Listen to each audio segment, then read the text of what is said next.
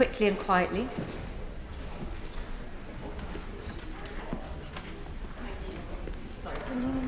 Thanks for the answer.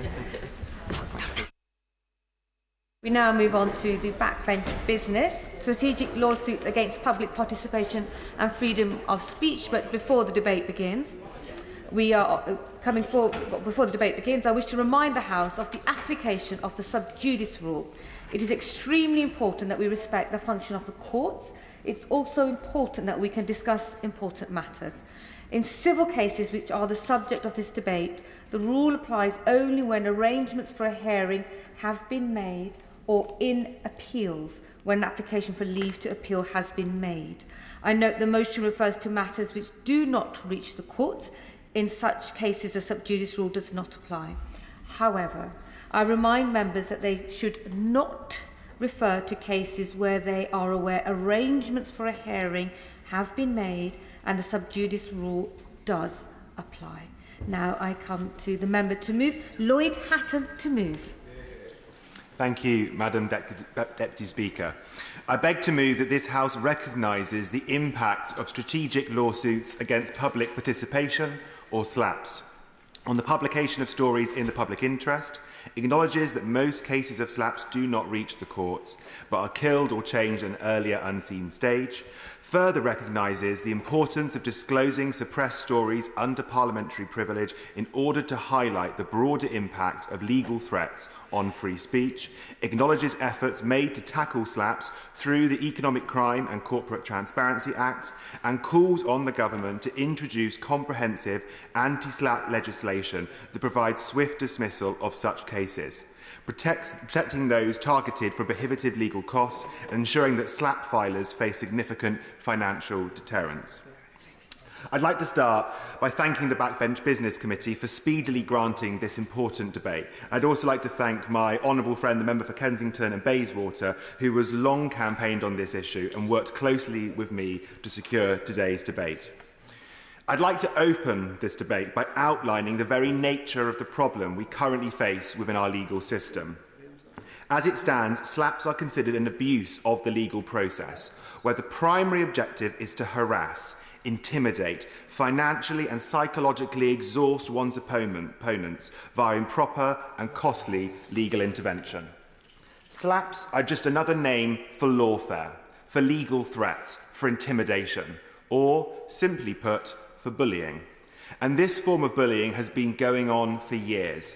However, it is a tool that is only available for those with deep pockets. Too often, wealthy individuals, white-collar criminals, oligarchs, kleptocrats use their financial might to muzzle free speech, launder their own reputation, and prevent journalists, whistleblowers, and campaigners from shining a light on corruption or foul play. And those who seek to challenge these powerful individuals face the prospect of bankruptcy if they choose to engage in legal proceedings. In this way, a select few can abuse our legal system to evade scrutiny and stop important information ever reaching the public. Now, my constituents in South Dorset certainly do not have the means or the motive to ever envisage engaging in these bullying tactics, but it is my constituents and the public at large who pay the price. Legal intimidation is routinely used to silence public participation. So what are the consequences? Important investigations which are in the public interest are blocked from ever seeing the light of day. Madam Deputy Speaker, I must ask this. Why are we allowing our legal system to be hijacked in this way? These legal threats effectively stifle debate around a wide breadth of issues of significant public interest. They often significantly alter or even prevent the publication of information. In doing so, I fear they shield misconduct and conceal wrongdoing. And in this way, the powerful individuals behind these legal threats and those who are hiding from scrutiny can get away scot-free. This foul play is simply unacceptable. What matters here is not just the subject matter of the information that has been suppressed, but also the manner in which journalists, campaigners and whistleblowers have been silenced. In most cases, these stories have been legally challenged long before they ever reach the courts. Through endless, aggressive and intimidating legal letters, powerful actors are able to delay and often entirely halt the publication of a story. These bullying tactics can even derail or shut down investigations at an earlier stage and often result in our news outlets and our journalists self-censoring. Now, to better understand the current legal mess we find ourselves in, I will be taking the opportunity, using parliamentary privilege, to describe a number of stories that have indeed become silent stories. I'm now going to talk about one slaps case of acute and enduring public interest. Professor Christian Laslett, a professor of criminology at Ulster University, he wrote an article for Open Democracy raising concerns about a construction project worth around $500 million which was under development in Uzbekistan. His research probed exactly why this project was costing hundreds of millions of dollars, and he also raised concerns about due diligence procedures of government officials, questioning links between the property developers and a family sanctioned for corruption. Now, Laslett's article focused on the links between the developers in question and a family known as the Guptas, who have been accused of systemic corruption in South Africa. Corruption so severe that members of the family were slapped with sanctions both by the United Kingdom and by the United States. It is clear to me that the activities of the Guptas are of significant national and indeed international public interest because of their position on these sanctions lists. Laslett also uncovered documents which seem to show the proposal document for the development was substantially plagiarised, raising concerns both about the integrity of the project and the procurement checks performed by the Uzbek government. In a country which is widely criticised by reputable outlets and civil society for widespread corruption, this story speaks directly to the challenges that Uzbek people face in holding to account their elected officials. Importantly, the company's ties to the Gupta family raised questions about the provenance of the huge sum of money used to fund the project. These findings may point to attempts by the Guptas, through their associates, to integrate their ill-gotten wealth into the Uzbek economy. Now, the public interest merits of this investigation are, in my view, undeniable, but this story was never published. The information it contains, linking potential procurement corruption to the looting of billions of dollars from South Africa's state coffers, was effectively blocked. The Uzbek people were denied and deprived this information that speaks directly to its government's propriety in the award of enormous public contracts. This story was silenced, and it follows a pattern which I am sure is all too familiar to members here today. Laslett received a legal letter from a boutique law firm on behalf of the developers. The lawyer's letter provided some meaningful factual information, but also tried to obfuscate important issues and outright denied any relationship, business or otherwise, between the developers and the Gupta family, despite clear evidence to the contrary.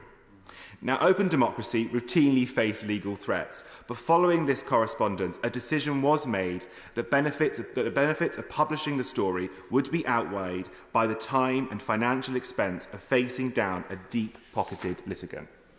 The media outlet decided against running the story, despite believing in its credibility and appreciation the public interest in asking questions around a country mired in decades of corruption allegations at the highest level. So even a highly respected academic with extensive expertise and a reputable news outlet decided to censor themselves following legal intimidation. When this happens, we can only wonder what other cases of egregious misconduct have been uncovered, only then to remain hidden. But we do not need to wonder for too long. Occasionally, public interest stories threatened with legal action have still found their way into the public domain.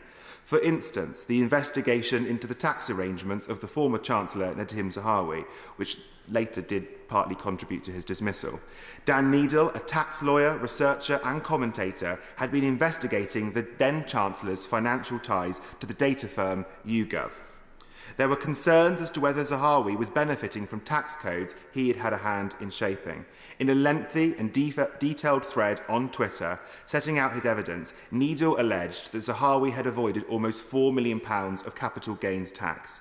In response, Zahawi's lawyers sent Needle 2 letters, which asked him not only to retract his accusation by the end of the day, but suggested that this would be a serious matter if he published the legal letters. Needle did not submit to these threats. Instead, he set out his research findings and the conclusions he drew in more detail. Moreover, believing that the assertions of confidentiality were false and that the letters were rather an attempt to intimidate him, Needle chose to publish the letters and drew the public's attention to the use of legal threats to silence research. After he went public, Needle reported hearing from many others who had been intimidated in a similar way. He stated that silence is integral to the whole SLAP strategy. A small-time blogger says something you don't like, you get your lawyers to write to them a letter warning them off, the blogger deletes their blog, and nobody has any idea what happened. But it is not just the odd former politician who uses legal threats to avoid scrutiny. Sadly, Britain has become a go-to destination for lawfare tactics. Our courts have become the playground of the super wealthy. The UK is by far the most frequent country of origin for SLAPs. Now, according to the Anti-SLAP Coalition, around 31% of lawfare cases originate from here. This is almost as frequent a source as the European Union and the United States put together. We know that London is indeed an international hotspot, with lawfare tourists travelling from far and wide to get in on the action. Aside from those powerful individuals and entities directly benefiting from the protection afforded by these threats, sending legal letters is also a lucrative business for the lawyers who write for them. These legal professionals who knowingly engage in this abuse of the legal process are the product of a culture where client choice is based on profit over professional ethics. But the regulator, the Solicitors Regulation Authority, or SRA, tasked with holding this profession to high standards, is not equipped with the right tools to hold lawyers to account. Of the 71 SLAPs reported to the SRA over the past 2 years, 23 were closed with no further action. And of the 48 remaining live, only 2 have ever been referred to the disciplinary tribunal. Once more, the financial penalties at the regulator's disposal fail to match the deep pockets of the individuals and law firms who engage in these tactics. The SRA has a paltry fining power of just £25,000 for traditional law firms, which pales in comparison to these firms' resources. In effect, these fines are likely priced in by the offending law firms.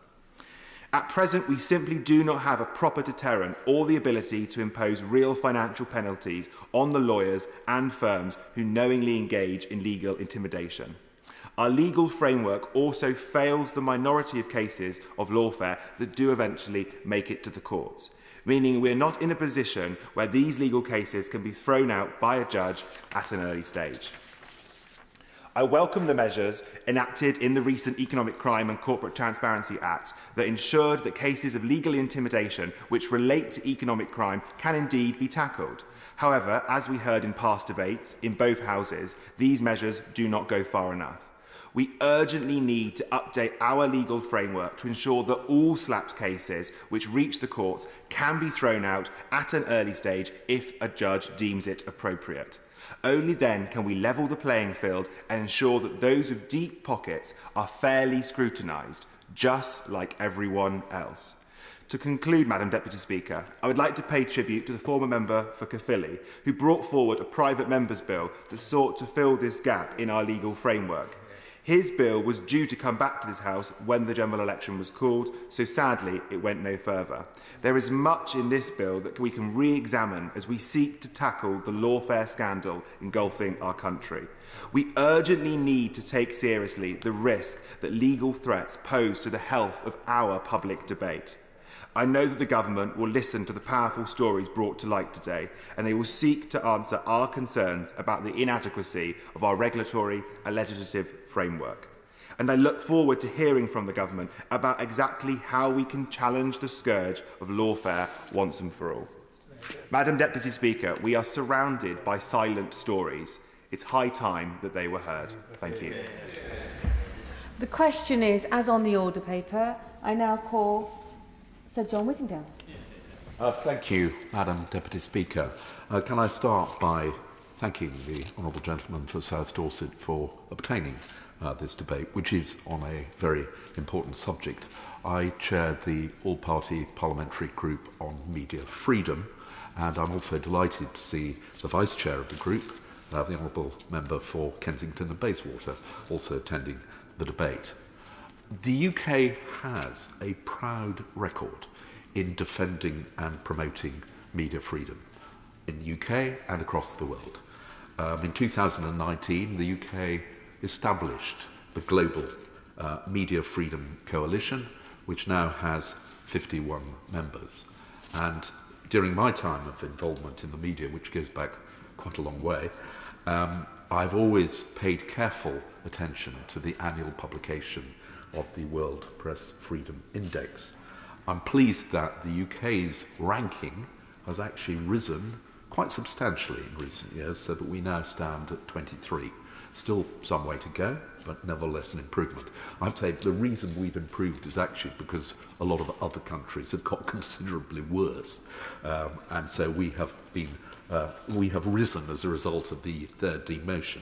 But the Honourable Gentleman is right that the phenomenon of slaps has been a blot on our record, and it is one that has been there for a considerable time.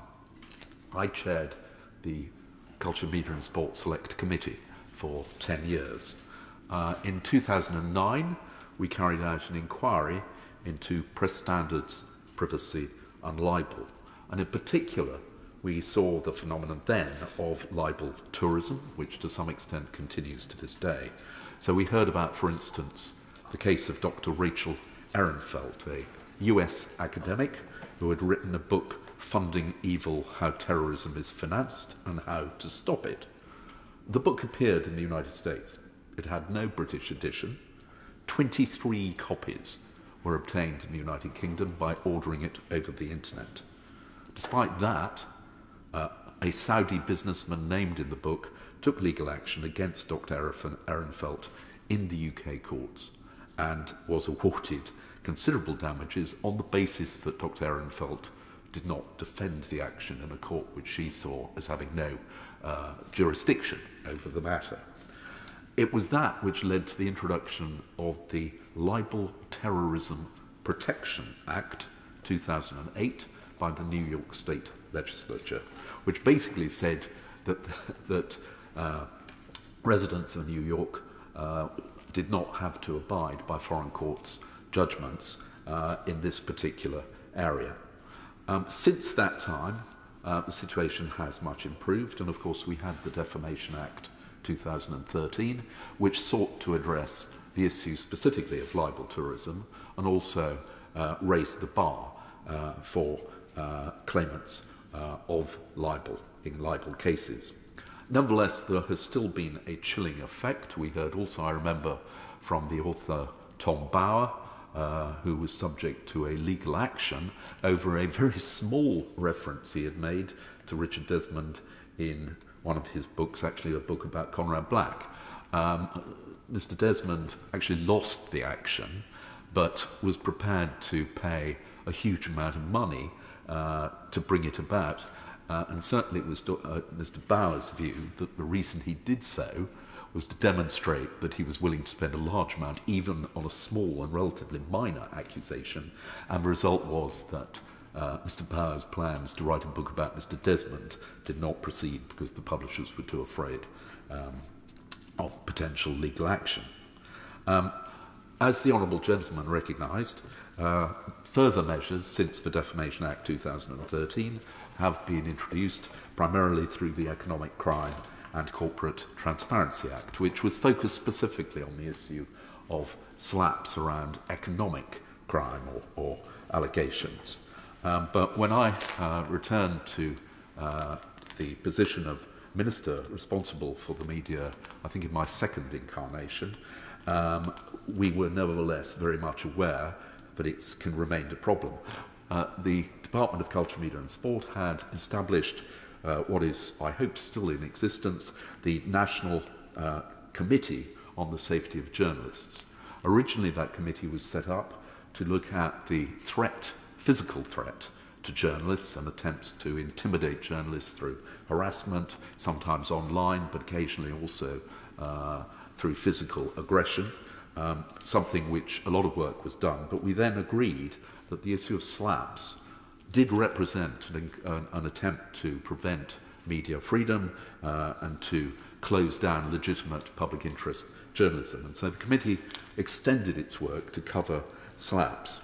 And in particular, I remember we heard from Catherine Belton, the author of Putin's People, and Tom Burgess, who wrote Kleptopia, both of which revealed corruption on the part of, or in one case, an ally of President Putin in Russia, and in the other case, some individuals in Kazakhstan. Both were subject to legal action against them personally as well as their publishers. And perhaps the most appalling example, which was debated in this House at length, was the discovery that Yevgeny Prigozhin, the founder and leader of the Wagner Group, had actually been allowed to circumvent the sanctions that had been placed on him in order to bring a legal action against the director of Bellingcat, who had rightly identified him as the leader of the Wagner Group. That was a scandal, and I'm glad to say the decision was subsequently reversed. But it was interesting that, again, somebody as notorious as that had chosen to bring an action in the UK. Now, the Honourable Gentleman has suggested that it is a matter of shame that the UK is seen as the centre for these actions, and to some extent I share his concern. It is also a tribute, one has to say, to the strength and independence of the UK judicial system, which is admired around the world. A reason why so many people wish to pursue actions in the UK courts is normally because actually they have greater confidence in UK courts than in many other places. But it is right that where the motivation behind these actions is more to do with preventing legitimate inquiry, that we should take action. And so, as I say, the DCMS National Committee on Safety of Journalists established in 2023, I think that was my third incarnation in government responsible for the media, a SLAPS task force which brought together departments like the DCMS and the Ministry of Justice, with representatives of campaigning organisations like Reporters Without Borders and Index on Censorship, and also publishers and journalists, including both the News Media Association and the National Union of Journalists. And it was chaired by the excellent official in the DCMS, Janice Makarovich-Hall, and the initial meeting was attended by the Secretary of State, Lucy Fraser, and I attended as many meetings as I could. And that led to a lot of work being done in terms of trying to understand the prevalence of SLAPs, producing guidance for journalists, examining the legal ethics and what more might be done, both by the Solicitors Regulation Authority and the Bar Standards Boards, to try to make sure that law firms did not take on cases for which there was no real justification other than an attempt to shut down journalism, and to raise awareness. And 4 meetings of that task force took place. I don't know whether it still exists. I hope very much it does, but I'd be interested to hear from the government about what work has continued under this government, because a lot was done under the last. And of course, as the Honourable Gentleman rightly recognised, Wayne David brought forward a bill which was prepared in government to tackle the issue of SLAPs. It was amended during its passage to strengthen it, and had reached the House of Lords, but obviously was unable to get to the statute book due to the general election. But a lot of work has been done, and therefore I would hope that we can actually build on that and learn from it. The Bureau of Investigative Journalism has sent a number of cases as examples of SLAPs. The Honourable Gentleman has quoted one. I don't want to use privilege to cite individual places, but I think there is more of a concern that this is happening in a number of areas, and we need to address legislative change. At the same time, it is important to recognise that individuals have a right to defend themselves against what are untrue and unfounded accusations. That is as much a fundamental part of liberty as is the freedom of speech. And not all those cases that are claimed to be slaps, in my view, are slaps, particularly ones where actually the claimant has subsequently proven to be successful in the action they have brought in the court. That almost disproves the claim that it was a slap to begin with. So we do need to be careful. And I also have had correspondence from the Society of Media Lawyers who have suggested that there is a lack of empirical evidence and that the campaigners ignore what are already existing legal and regulatory tools. Now, the Society of Media Lawyers have gone on to suggest that this is an area which perhaps the Law Commission should review. I have a concern that a Law Commission review is a way of pushing it into very long grass and would delay unnecessarily measures for which actually a great deal of work has already been done. And so rather than that, what I would urge the government to do is to look at the work that has been done in DCMS, the work that has been done in the Ministry of Justice, particularly the debates that have taken place during the committee stage of Wayne David's private members' bill, and to bring forward that legislation to deal with what I absolutely recognise is a legitimate concern about which is chilling media freedom in the UK. Rebecca Long-Bailey. And thank you to the Honourable Member for South Dorset for his passionate and eloquent speech and for securing this debate. Now, SLAPs, also known as strategic lawsuits against public participation, are essentially a misuse of the legal system through bringing threatening claims in order to stifle lawful scrutiny and publication. And they've been used to silence public participation and suppress information by activists, environmental campaigners, NGOs, whistleblowers, victims of sexual assault, and even people just posting negative product reviews online. And the list of journalists who have faced slaps for simply reporting in the public interest grows by the day. And of course, receiving a slap causes immense mental and financial concern and distress. And it's clear that mostly those who were targeted by slaps can't afford the legal cost of defending such claims against them. So without effective anti-slap legislation, everyone in the UK remains at risk if they choose to speak out on matters in the public interest. And that's why it's so important to have an effective anti-slaps regime here in the UK. Failure to do so essentially undermines democracy. Now, it's certainly welcome that the government is pushing for greater transparency in public life through enhanced reporting, updates to the ministerial code and changes to government contract awards. But focusing solely on the public sector alone isn't enough, and the consequences of just focusing on the public sector potentially could be chilling. At one end of the spectrum, the public may be denied from knowing about issues that could be in the public interest, and at the other end, perhaps we'll see the limiting of the exposing of corruption and other forms of wrongdoing in so many other areas. And it will leave the most powerful with the continued ability to manipulate the legal system to conceal wrongdoing across the UK.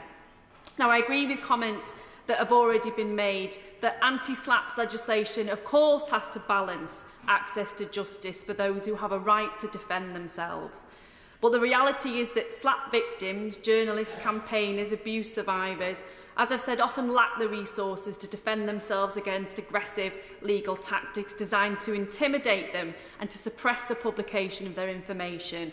And that's why a comprehensive anti-slap bill balancing the need for access to justice for those who have a right to defend themselves against the pernicious use of slaps would help ensure that justice is accessible to all, not just the most wealthy. And it's important to stress that the EU's already passed anti-slap directives earlier this year. Now, I've got a few questions perhaps for the Minister when she closes this debate. I know that she welcomes a lot of what's been said today. But in the other place, the Lord's Justice spokesperson said that the government is undertaking a review of SLAP's policy. So if the Minister could outline what the parameter of this review are and how can parliamentarians and civil society engage. Does the government recognise that whilst claimant lawyers do of course have expertise that's useful in the debate, we should be very sceptical about letting those who have a direct financial interest and deny the very existence of SLAPs have such a substantial influence on policy making? Does the government agree that we'll only have a hope of stamping out SLAPs with a comprehensive, robust anti-SLAP bill? And is there a realistic prospect of this appearing in the next King's Speech or another legislative vehicle being used in this Parliament? And finally, isn't it the case that far from restricting access to justice, anti-SLAP legislation will in fact ensure that justice is accessible to all, not just a privileged few who seek to manipulate the UK legal system? Now, SLAPs undermine the very nature of the UK's legal system and essentially the freedom of speech and freedom of expression that our country is so proud of. And I hope that the Minister will be able to address the concerns that I've raised and indeed other colleagues in this House in closing this debate. Thank you. So, Julian Lewis. Thank you, Madam Deputy Speaker. And in an ideal world, there would be a limitless supply of lawyers who would provide their services to victims and defendants alike free of charge. And then the issue of SLAPs could never arise, because what we're talking about here is not trying to restrict the right of an individual to seek the protection of a court, to clear their name of defamatory claims about them. If that's what we were seeking, I would be something of a hypocrite, because 30 years ago, I myself had to pursue such a libel action against an impecunious magazine that thought it could get away with saying anything, no matter how baseless, about public figures, because it had no assets. And therefore, if someone pursued a libel action against them and won, they could never recover tens of thousands of costs. Now, that's when the boot is on the other foot, where you have the person who has no assets and who therefore uses the costs of lawyers against the person they wish to defame. However, what has happened in more recent times, particularly since the demise of that magazine, because there were other ways of dealing with it, what has happened in more recent time is precisely, as the Honourable Member for South Dorset said in his excellent introduction, an abuse of the legal process, and in particular the huge costs that apply to hiring lawyers to defend yourself, the abuse of this legal process by what I believe he described as a very small number of very rich people. And therefore the solution to this type of problem is for the courts to be able to deal with it at such an early stage that even though some costs will be unavoidable, the huge threat of unbearable costs will be removed, because a worthless libel claim against an investigative reporter whose story is well-founded will be thrown out before the vast bulk of the expense can be incurred. Now, some honourable members who were here in the last Parliament may remember that we had a brief debate on the 20th of January 2022 dealing with this question of lawfare, and I made a couple of interventions on behalf of a former member of this House, Charlotte Leslie, who was facing what certainly was a slap, as a result of her not even having published, but having privately contacted a number of people, including me, given my then position as the chairman of a committee that she regarded as relevant to her concerns. She had written to us to try to do due diligence on an individual who was proposing to get involved and invest money in an organisation by which she was employed. Fortunately, in the end, this case failed utterly in court, but only after she had been put through a nightmarish ordeal, and I pay tribute to her resilience in coming through that ordeal.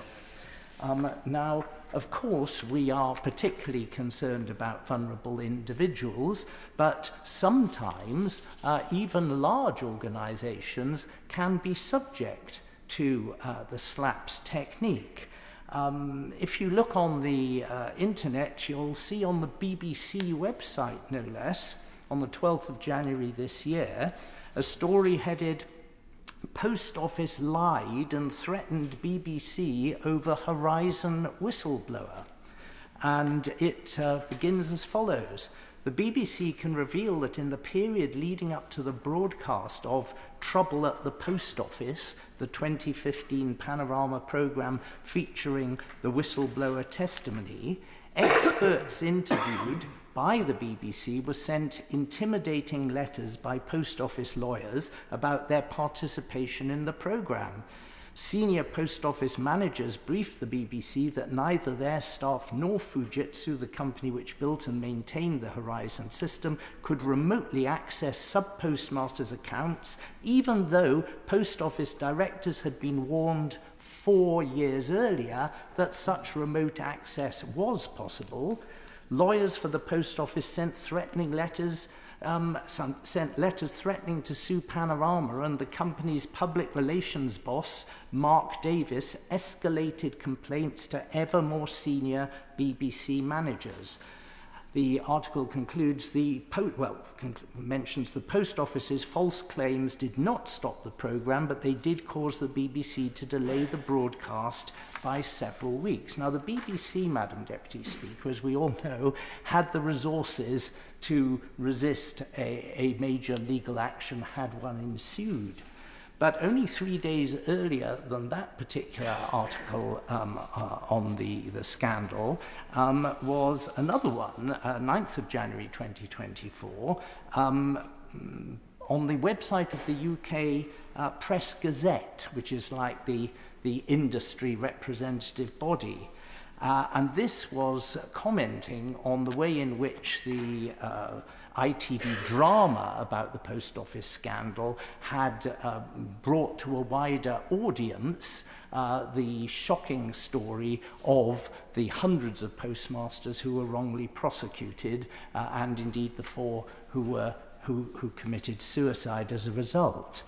And that one is headed "Attention to Post Office Horizon IT Scandal Follows 14 Years of Dogged Journalism." And it rightly pays tribute to the freelance reporter Nick Wallace, who wrote the famous book about the great post office scandal, and 2 other reporters, Rebecca Thompson and Carl Flinders, who both wrote numerous articles for a much smaller enterprise, a journal called Computer Weekly.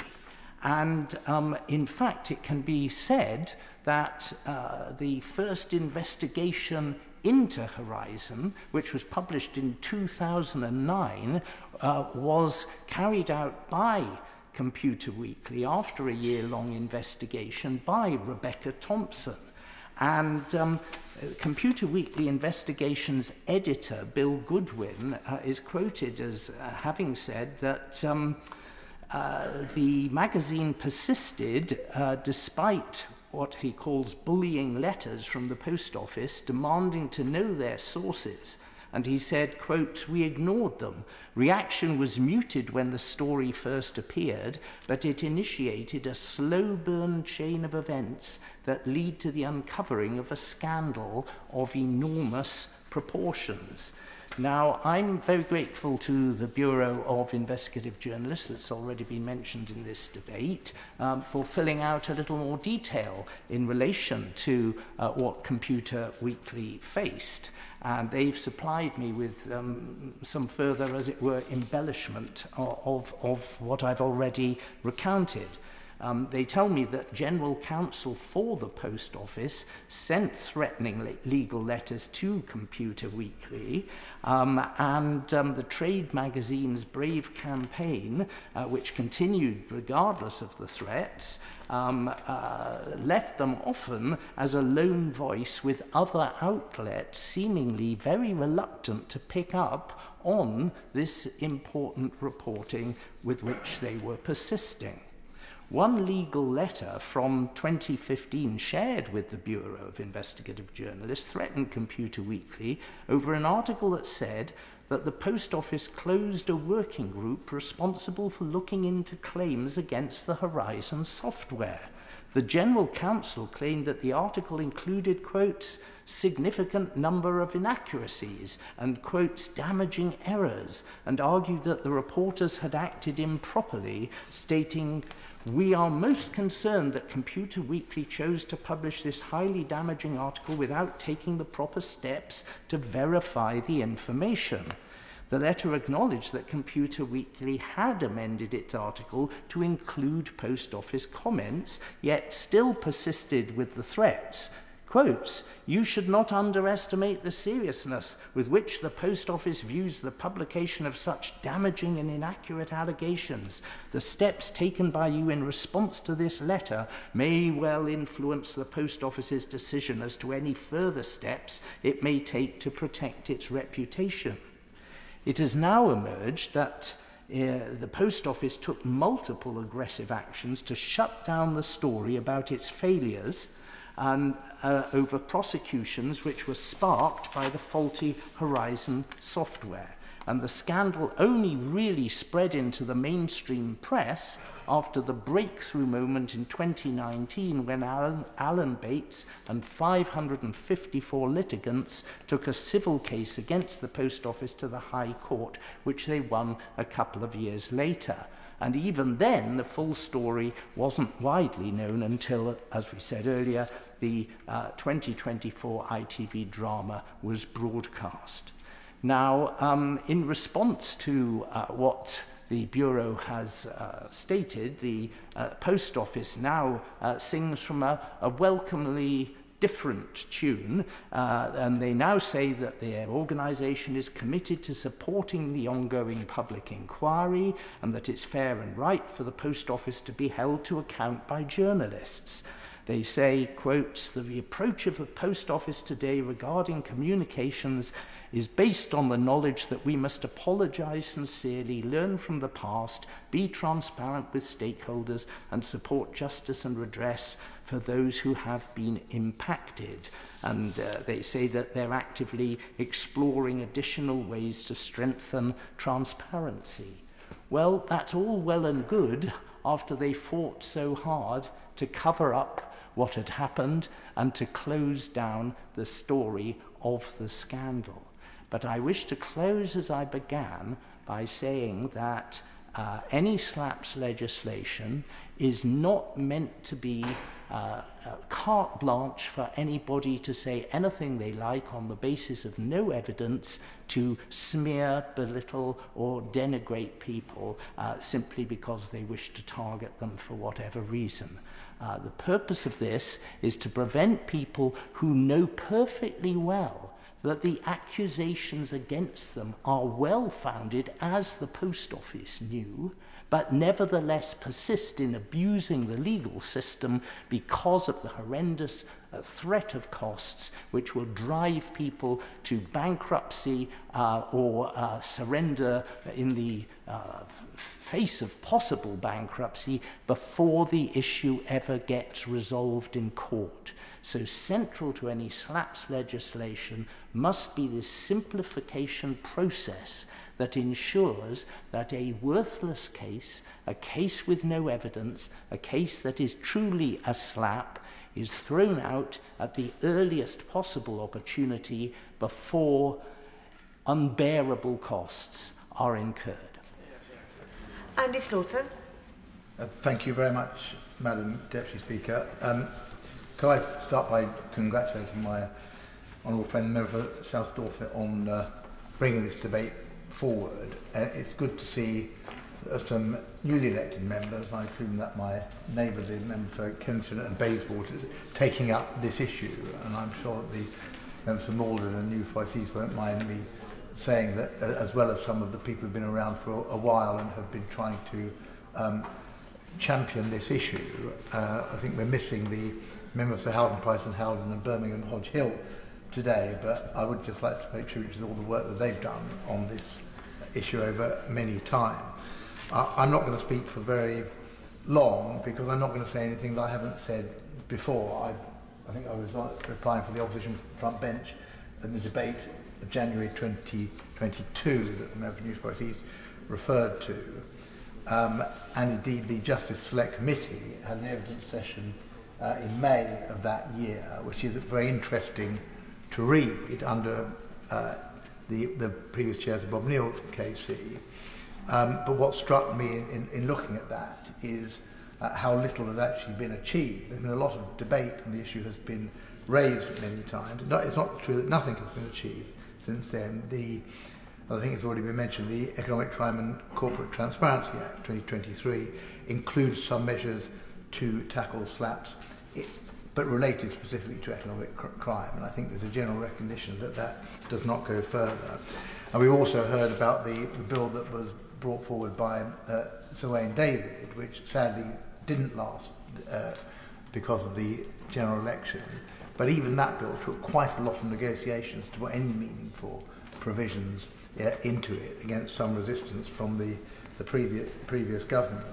So that's not a terribly good record over the last few years, given the importance that many members give to this issue. So I'll be interested to hear what the Minister says in replying today about this government's future legislative intent. As I say, it may well be that the Justice Select Committee does want to return to this issue at some point, but for today's purposes I'm speaking on my own behalf and repeating some of the arguments which have been around for some time. Then there are many reasons to be concerned about slaps, and one of them is clearly highlighting the title of this debate, which is freedom of speech.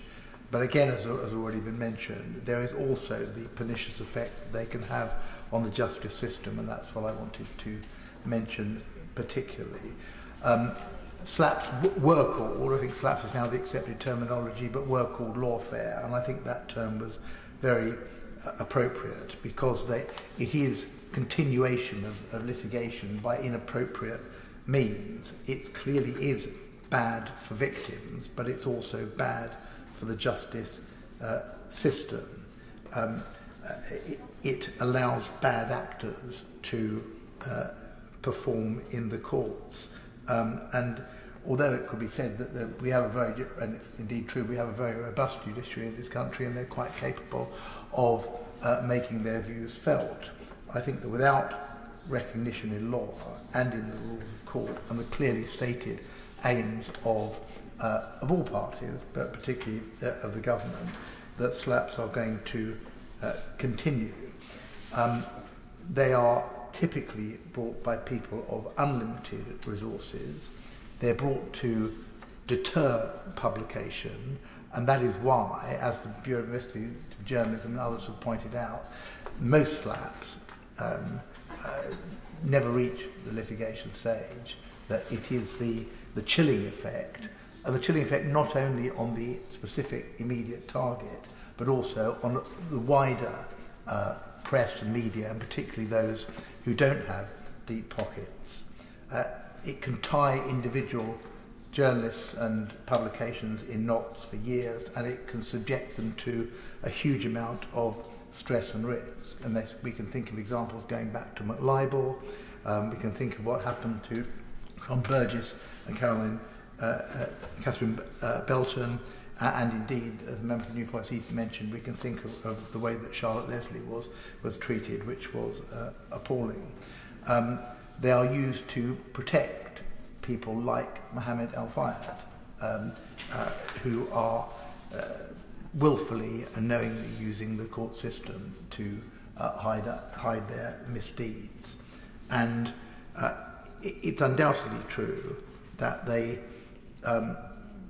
fill the courts, well, not fill the courts, but they introduce vexatious litigation into the courts. They distort the function and operation of the courts and misdirect the purpose of justice. And if members think I'm exaggerating there, whether it's a slap in the classic terminology or not, but the action taken by ENRC against the Serious Fraud Office, which effectively has turned the hunter into the hunter, is an example of how even institutions of state can become the victims of slaps. So this is a very insidious trend within litigation. It may not be widespread, as widespread, but it has a hinterland which is hidden, and it's something which has not been, despite the best efforts of the Anti-Slap Coalition, the Bureau of Investigative Journalism I mentioned, and indeed by Sir Wayne David in his bill, and it does really need now the government to take up the cause. There's one other issue I want to deal with, which I always mention and won't find favour with some of the members here, which is that if we are serious about dealing with attempts to use financial strong-arming to prevent justice taking its course, we also have to think about our attitude to the Leveson reforms. The aim of Leveson was exactly to protect both small publishers against litigants with deep pockets, but also individual citizens who are unable or discouraged from taking action when they have been misrepresented by large media organisations. And the victims of particularly tabloid intrusion and vilification also deserve the protection of the law. Leveson provided a solution to that through low-cost arbitration, which would have been fair to both sides, and it protected publishers in the same way as it protected individuals. It was not a form of state regulation in that way. It was a way of independent and fair determination of issues that restored equality of arms in that respect. And I would just end by saying that, Madam Deputy Speaker, that if it's right for us to legislate on the basis of slaps and on stopping the pernicious influence of the oligarchs from the steps, we should also prevent the misuse of the courts by the oligarchs of Fleet Street. Thank you, Madam Deputy Speaker. I should begin by declaring an interest in that I'm an unpaid trustee at the Index on Censorship, and I write a weekly column for the Daily Telegraph. We're all here because we share a belief that free speech is the bedrock on which free societies are built. The right to voice your conscience, to criticise those in positions of power, to share inconvenient truths and promote new knowledge allows us to protect and enjoy the other freedoms that define our way of life. But we find ourselves in a crisis of free speech in this country, and this debate is an opportune moment to consider just one part of that crisis by examining how the wealthy can use and abuse the court system through the slaps process that many honourable members have already described. I am no libertarian, and all good Conservatives know liberty cannot endure without order. That is why I'm not a free speech absolutist. There must always be a balance in the law to ensure that free speech does not allow defamation or the incitement of violence, to name two examples. But with slaps, the law has definitely become unbalanced, creating a chilling effect on free speech that gives a powerful advantage to the wealthy and creates lucrative opportunities for claimant lawyers. This is not just a serious problem for journalists and news organisations. Slaps have been deployed by those with deep pockets against company employees, non-governmental organisations, campaign activists, survivors of abuse, and people from many walks of life. London continues to be known as a global libel hotspot. Nearly a quarter of cross-border slap cases between 2010 and 2021 were in the UK. A record number of 14 slap cases were filed in England and Wales in 2021. The lack of comprehensive data on slap cases, of which many are settled out of court, so it can be difficult to measure, has been exploited by claimant lawyers who argue that there is no such problem. But the evidence that we have, and we've heard from members on different sides of the House, is incredibly strong. Slaps have been used to shut down research, publications and investigations before they can even see the light of day. There are journalists who have been able to expose the use of slaps, covering high-profile cases, sometimes including very powerful actors. My right honourable friend, the member for Maldon, referred to the Russian businessman who attempted to sue Tom Burgess over the publication of his book Kleptopia, How Dirty Money is Conquering the World. HarperCollins helped then to shine a light on slaps, but the issue has not gone away since then. And many others in the debate have shared similar stories about the use of lawfare to control what can and cannot be said in public. My right honourable friend, the member for New Forest East, has already raised the case involving a slap against Charlotte Leslie, the former member for Bristol North West, deployed by Mohammed Amersi. After carrying out due diligence regarding Mr Amersi and sharing her findings with senior members of the Conservative Middle East Council, Charlotte was subject to allegations regarding data protection in 2021 and then defamation in 2022. She had serious and legitimate concerns about Mr Amersi taking over CMEC, and those concerns were suppressed by his abuse of the court system. Last year, after a great deal of time and money and no little stress for Charlotte and her family, the courts ruled that no serious harm had been done to Mr Amersi's reputation and that both allegations were unnecessary and they were struck down. But it was only through the good fortune that CMEC had insurance that allowed Charlotte to continue that fight against a wealthy businessman intent on using his power to damage her and to take over her institution, that she was able to win. And we should remember the consequences had Mr Amersi succeeded controlling an important institution in our politics that seeks to shape the foreign policy of this country. Most victims of slaps are not able to resist as Charlotte did, because they're so often outmatched by people with superior financial and legal resources. News organisations can sometimes fight their own corner, but local and regional media don't have the same option. This is very worrying and concerning for the health and independence of the press at all levels. The status quo also benefits claimant lawyers who collect enormous fees for litigating on behalf of the powerful. As a result, journalists, news organisations and others too often no longer publish information that could serve the public interest and hold the powerful to account. Slaps turn the principle of innocent until proven guilty on its head, and the existing system gives added leverage to people who already enjoy the advantages of their wealth and knowledge of how best to exploit the court system.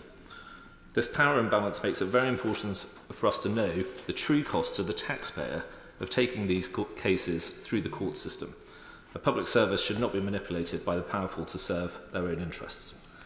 The UK is not alone in grappling with the issue of slaps. The European Union, I think it's already been noted, has introduced its own anti-slap directive, which, though not perfect, does show a clear change in direction. The Council of Europe, of which the UK is a member, has also called for more comprehensive anti-slap legislation at the national level. Their report, to which the previous government contributed, explicitly states that slaps impede individual rights to expression whilst undermining the free exchange of ideas and information essential in a pluralistic society. In Canada, British Columbia and Ontario have successfully implemented and tested anti-slap legislation. It's with good reason that the UK is known for its fair and impartial judiciary, free speech protections, free media and democratic governance. It's one of our country's great contributions to civilization. But that should not cause us to be in any way complacent and to remain vigilant in the defence of our freedoms. The previous government made some welcome progress in this area. Anti-slap measures were enshrined in law, as I think the member for South Dorset noted, under the Economic Crime and Corporate Transparency Act 2023. While that legislation is narrow in scope and could have been tougher, it's still recognised that we have a problem with slaps, and we should continue this conversation and find a comprehensive solution. And I think it's also been noted that towards the end of the last Parliament, Sir Wayne David, with government support, introduced a private member's bill which would have given the House an opportunity to discuss practical legislation. The Ministry of Justice launched non-legislative initiatives around training and guidance to help people to fight slaps in the courts, and the Department for Digital, Culture, Media and Sport established a SLAPS task force. This is a challenge that commands the attention and support of members from across the political spectrum, and this debate allows us all to put our party colours to one side and to speak for a vital freedom and the common good. I was pleased to hear the Prime Minister's comments in October in which he recognised that it was a problem and said that SLAPs are used to intimidate, quotes, to intimidate journalists away from their pursuit of the public interest, and that such behaviour is intolerable. And I agree with those comments. The Prime Minister promised to act, and it would be welcome when the Minister speaks later if she can confirm when proposals will be put before the House. I noted that there was no mention of press freedom in the King's speech, and the initiatives at the MOJ and DCMS have been put on hold. I know it's a new government. I'm not trying to make a party political attack, but it would be good to know about the timing of those initiatives, because it would be a shame to see the progress made in the last Parliament undone. So I join other members in the House from different parties in calling for a comprehensive anti-SLAP bill. We'd like to see the parameters for the review of current policy and to start working on primary legislation as soon as possible.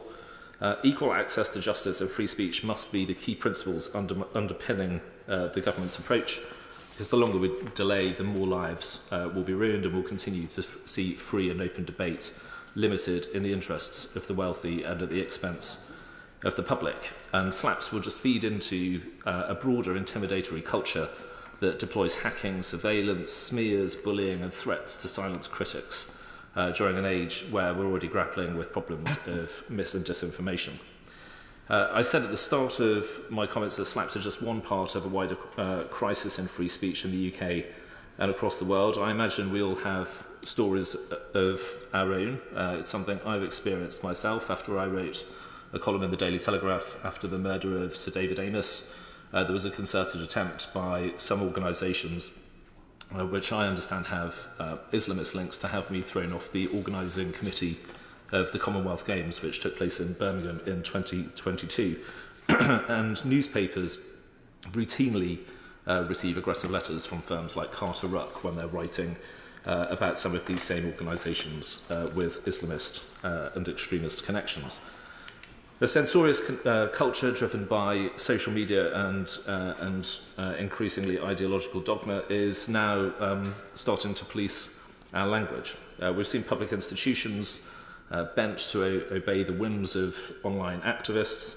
The latest figures show that police forces recorded as many as almost 12,000 non-crime hate incidents in the year to June 2024, and it's been shocking to hear reports of police officers knocking on the doors of journalists to investigate the language they used in their tweets, especially when, in the case of Alison Pearson, Essex Police, which is the force that turned up at her doorstep, have failed to investigate or arrest people who are undoubtedly using language that should be investigated regarding incitement to violence, such as Sheikh Shams al-Duha Mohammed, who called for Allah to destroy the Zionists and to grant us power over the disbelieving people. I think we know what he means by the Zionists. And the Metropolitan Police have been unwilling to arrest protesters who champed for jihad and to intimidate British Jews on the streets of London over the last year or so.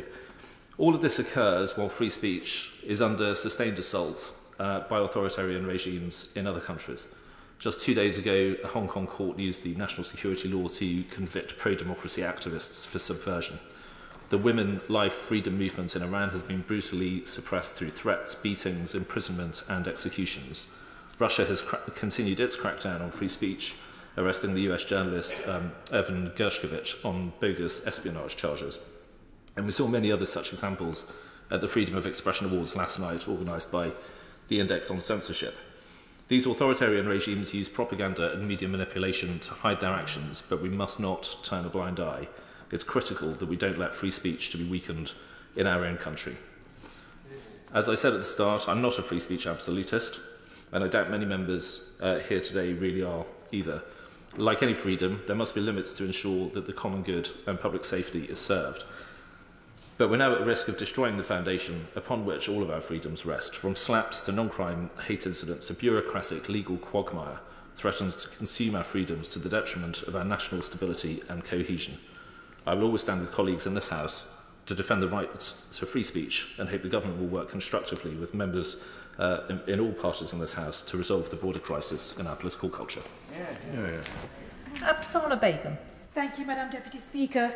Democratic and press freedoms are fundamental to our rights, and that is why many of us have been campaigning on changing the law, providing meaningful protection against slaps, and I welcome the opportunity that this debate offers in this regard.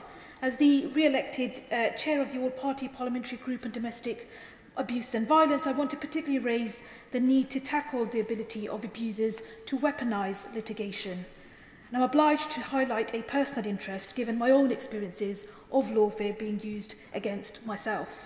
The House will be aware that I was completely cleared and vindicated in Snaresbrook's Crown Court after what I and many others in my constituency and around the UK viewed to have been vexatious litigation pursued with the purpose of shutting down my public participation as a democratically elected Member of Parliament and as a survivor of domestic abuse. In the end, the local council, where my ex-husband was a councillor at the time, spent more money on trying to pursue me in the courts than the amount that they were alleging they were trying to recoup. And I want to place on record that I have never ever received recognition, never mind an apology from the institution and the people who did this to me. Still to this day, I am seeking answers so that something like this cannot ever happen again. Because the use of lawfare by abusers to pursue a current or ex-partner is coming increasingly to light. The most common proceedings we see are brought by those accused of sexual and/or domestic violence, launching vexatious cases in relation to defamation, libel, misuse of private information, harassment, and press injunctions. But it also includes the family courts and the criminal justice system and other areas of law. And the purpose of these proceedings is to silence, to intimidate, to discredit, and further disempower survivors. Likewise, there is no doubt in my mind that there is clearly a bias and pressure on media outlets when reporting on issues relating to domestic abuse and violence against women. To explain what I mean by this, Madam Deputy Speaker, I need to update the House as to the extraordinary situation that I continue to face. After I survived a full term as a Member of Parliament, facing onslaught after onslaught, my ex-husband was finally expelled from the Labour Party for his treatment of me at the beginning of this year. However, that did not stop the relentless attempts to unjustly remove me as a MP by a clique of his associates still inside the Labour Party. Now, having survived this, I then had the shock that he then stood against me at the general election as an independent with the stated aim of exposing who I really was and getting even with me. On election day itself, my security situation was so serious that I was literally bundled away from polling stations due to the risks. And I remember the car that he was in driving past well over the speeding limit, past the top polling station I was at, and my security support took it on themselves to increase their resources all the way to the election count and even inside it. I have to be honest that I'm still reeling from what happened, and I'm enormously proud of the positive and vibrant campaign that I ran in spite of this situation. And I'm just so moved by the people of Poplar and Limehouse who have stood by me. But they, as I am as well, are struck at how lawfare has been used, albeit unsuccessfully, against me, and how his right to pursue me, including publicly slandering me, seems to be protected. And when I continue to raise this with a range of authorities and people seeking support, I was repeatedly given the impression that there was very little that could be done. And where has this been reported in the media? And it's not as though, it comes at a time when I think it's not as though the safety of members of Parliament has not been of public interest or indeed newsworthy. What is it about me that evokes this deadly silence in this regard? And why are women's experiences of domestic abuse treated so differently? Now, it might seem strange to some that I raise this whilst advocating for press freedom, but clearly, Madam Deputy Speaker, this is not press freedom. And of course, it is obviously connected to the fear of litigious perpetrators and the law around defamation itself. Indeed, the National Union of Journalists are warning of the current threats to press freedom posed by the use of litigation or indeed the threat of litigation itself. I've even had contact with journalists from mainstream outlets investigating my situation, and in some cases I understand have even drafted full articles which were then blocked by their own editors on what was referred to as legal grounds. And yet invariably no such care is taken when it comes to printing smears about me. And what a strange world that we live in, that accusing me of lying, and indeed all sorts, is not viewed as damage to my own reputation.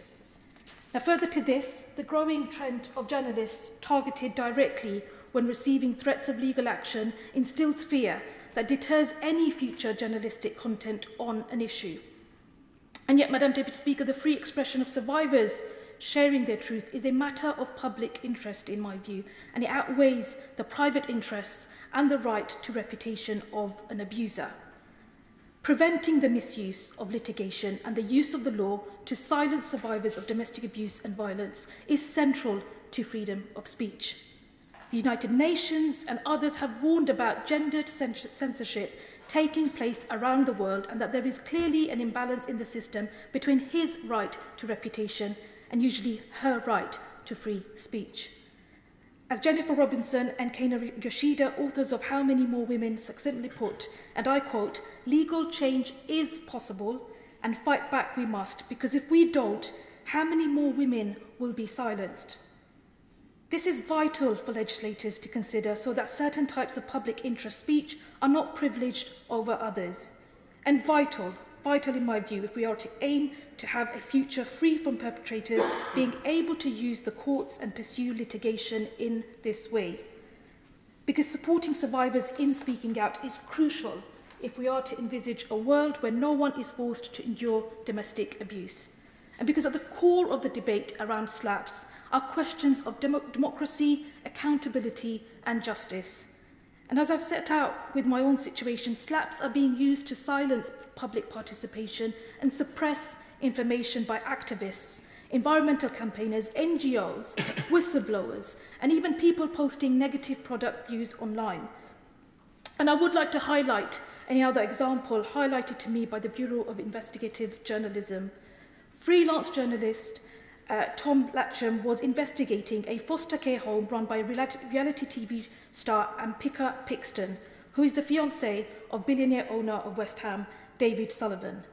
Mr. Latcham published a story with the outlet Byline Times about the home having its licence suspended by Ofsted due to reported serious safeguarding failings.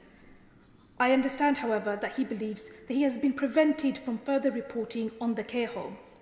He wanted in particular to be able to investigate an incident in which Miss Pixton allegedly took a child from the care home to her private residence, but was sent a letter by lawyers for Miss Pixton warning in essence that they would review any published material, and if they considered anything to be defamatory or libelous, they, and I quote, will advise our client to sue both the newspaper and any individual author or journalist for libel, seeking damages and costs. I'm told that Miss Pixton's lawyers said their communications with the journalist were courteous and cordial and did not prevent him from any reporting. Nevertheless, it will surely be understandable to the House that he feels he cannot afford to face down someone with such resources. And just as it is obvious who loses out if accountability and transparency regarding the treatment of children in care homes is thwarted. To conclude, Madam Deputy Speaker, it is clear that we need a concrete action plan to stop abusive lawsuits silencing those who speak out in the public interest. And we will only have a hope of stamping out slaps with a comprehensive, robust anti-slap bill. As such, it would be helpful to hear from the government today about whether there is a realistic prospect of this appearing in the next King's Speech or any other legislative vehicle being used in this Parliament. Thank you. Sean Berry. Thank you, Madam Deputy Speaker. Thank you very much to the member for South Dorset for calling this debate, and to everyone who's taken part so far. I particularly want to thank the member for Poplar and Limehouse, who's laid out exactly how abusers can benefit from these abusive lawsuits that are continuing and growing in the impact they have on silencing those who speak out in the public interest. I also want to thank the member for Hammersmith and Chiswick for mentioning the McLibel case, which is a classic of the genre of using legal might against the smallest and most local publishing operations in an effort to stop grassroots public-spirited campaigning. As the Anti-SLAP Coalition says, without a dedicated anti-SLAP law, everyone in the UK remains at risk if they choose to speak out on matters of public interest, and this undermines the democratic health of our society. The case I want to talk about today is that of Ben Jenkins, a citizen who made critical posts and comments in various forums about the housing provider with whom he co-owns his home as a shared owner, Green Square Accord. In my work as an elected representative, as a local councillor, as a London Assembly member, and now as an MP, I have often met and worked with and supported people like Ben. Campaigners who speak up when their housing provider fails, when their complaints disappear into the system, when their attempts to work with and multiply and show the patterns in the impacts that are happening to their fellow residents are delegitimised. We have all seen how these kinds of dynamics worked around the disaster at Grenfell and the way the residents there were treated before the fire happened, about the ongoing issues within that building. These are all too common, and it is exactly the kinds of concerns that local grassroots campaigners bring out that the big, powerful companies and organisations that run these homes most want to suppress. You can see why the dynamic of SLAPs comes into play in these cases. Now, Ben Jenkins has faced a series of serious legal threats from his social housing provider. He spoke out about the company's inadequate response to residents' concerns, including things like drug taking in corridors, poor quality repairs, safety risks. It's very much in the public interest for Ben to be speaking out freely about these issues, because safety concerns in housing completely depend upon maintaining good standards, public accountability, and ultimately on this kind of whistleblowing. It's also the case that residents in the blocks had tried to raise the issues through official channels but hadn't been adequately listened to. So taking things to a higher level is quite legitimate in this case. Now, no one is saying that Ben didn't send a lot of communications and didn't publish information negatively about his housing provider, but this should be something that people are free to do. And Ben's activities have been vindicated in their substance. The evidence of the issues in his block are very well documented. There's images and video footage that were published by ITV, who reported the issue based on Ben's public campaigning. There were also many complaints by other residents posted to Facebook. These have since been taken down. But there was an admission by the housing company in response to ITV that residents' complaints had not been adequately handled. Jenkins and numerous other residents have also now received payouts, and the Housing Ombudsman has found that the housing provider had failed to adequately respond to a series of serious complaints, including a rat infestation, a broken boiler, a burst toilet cistern, noise complaints, and a roof that needed to be repaired.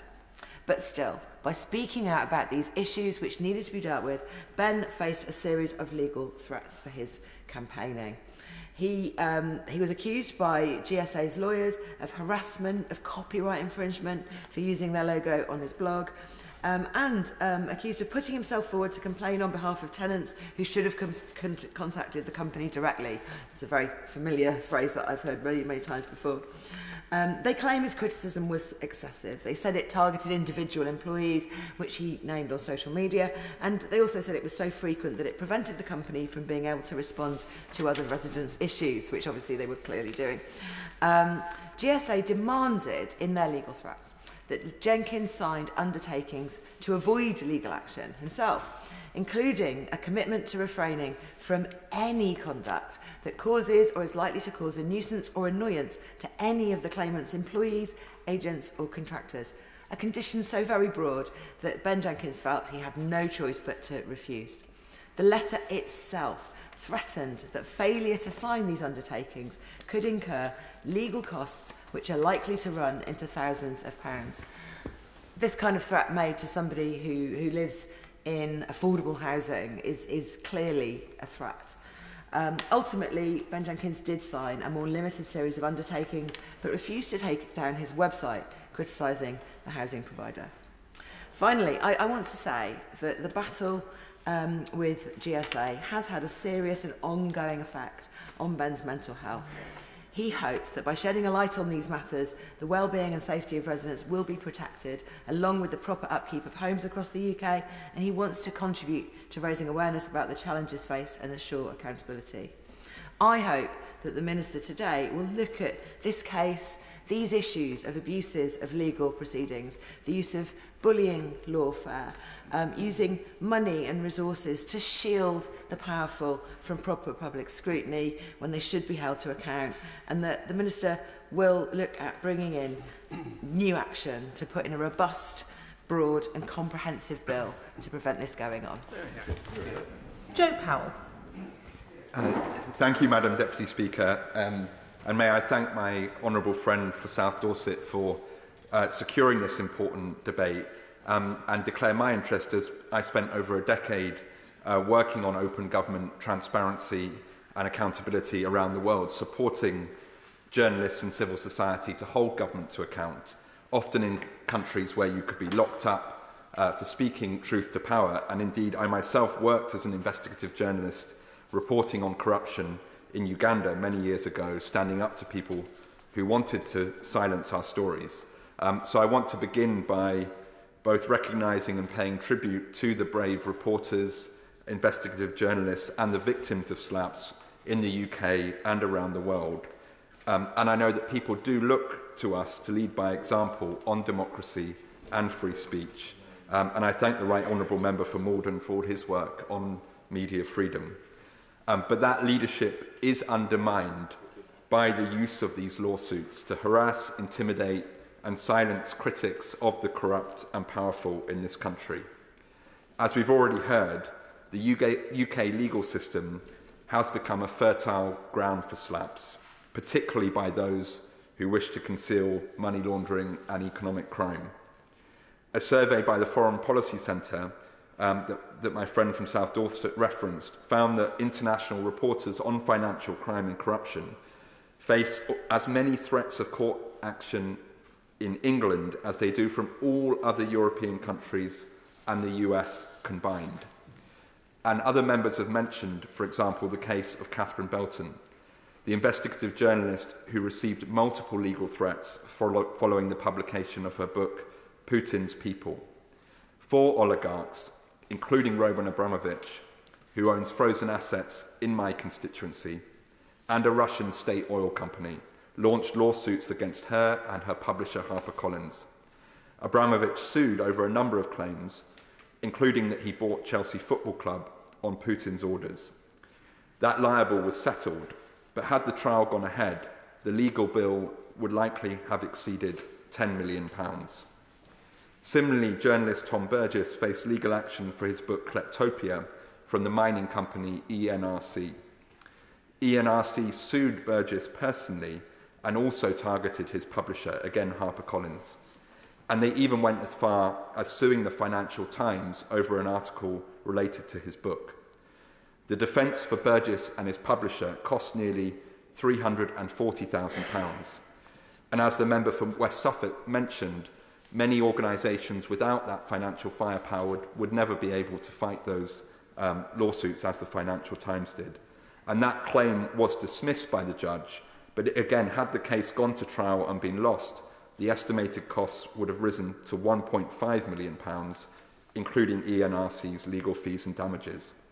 So for these journalists, the mere threat of losing your home or public disgrace shows how slaps are not just about winning cases in court. They are about silencing dissent and a chilling effect on free speech. And it is welcome, Madam Deputy Speaker, that there is support from across the House on this topic, and provisions introduced through the Economic Crime and Corporate Transparency Act were a welcome step. However, these measures only apply to cases involving economic crime and have not yet been fully implemented in the civil procedure rules.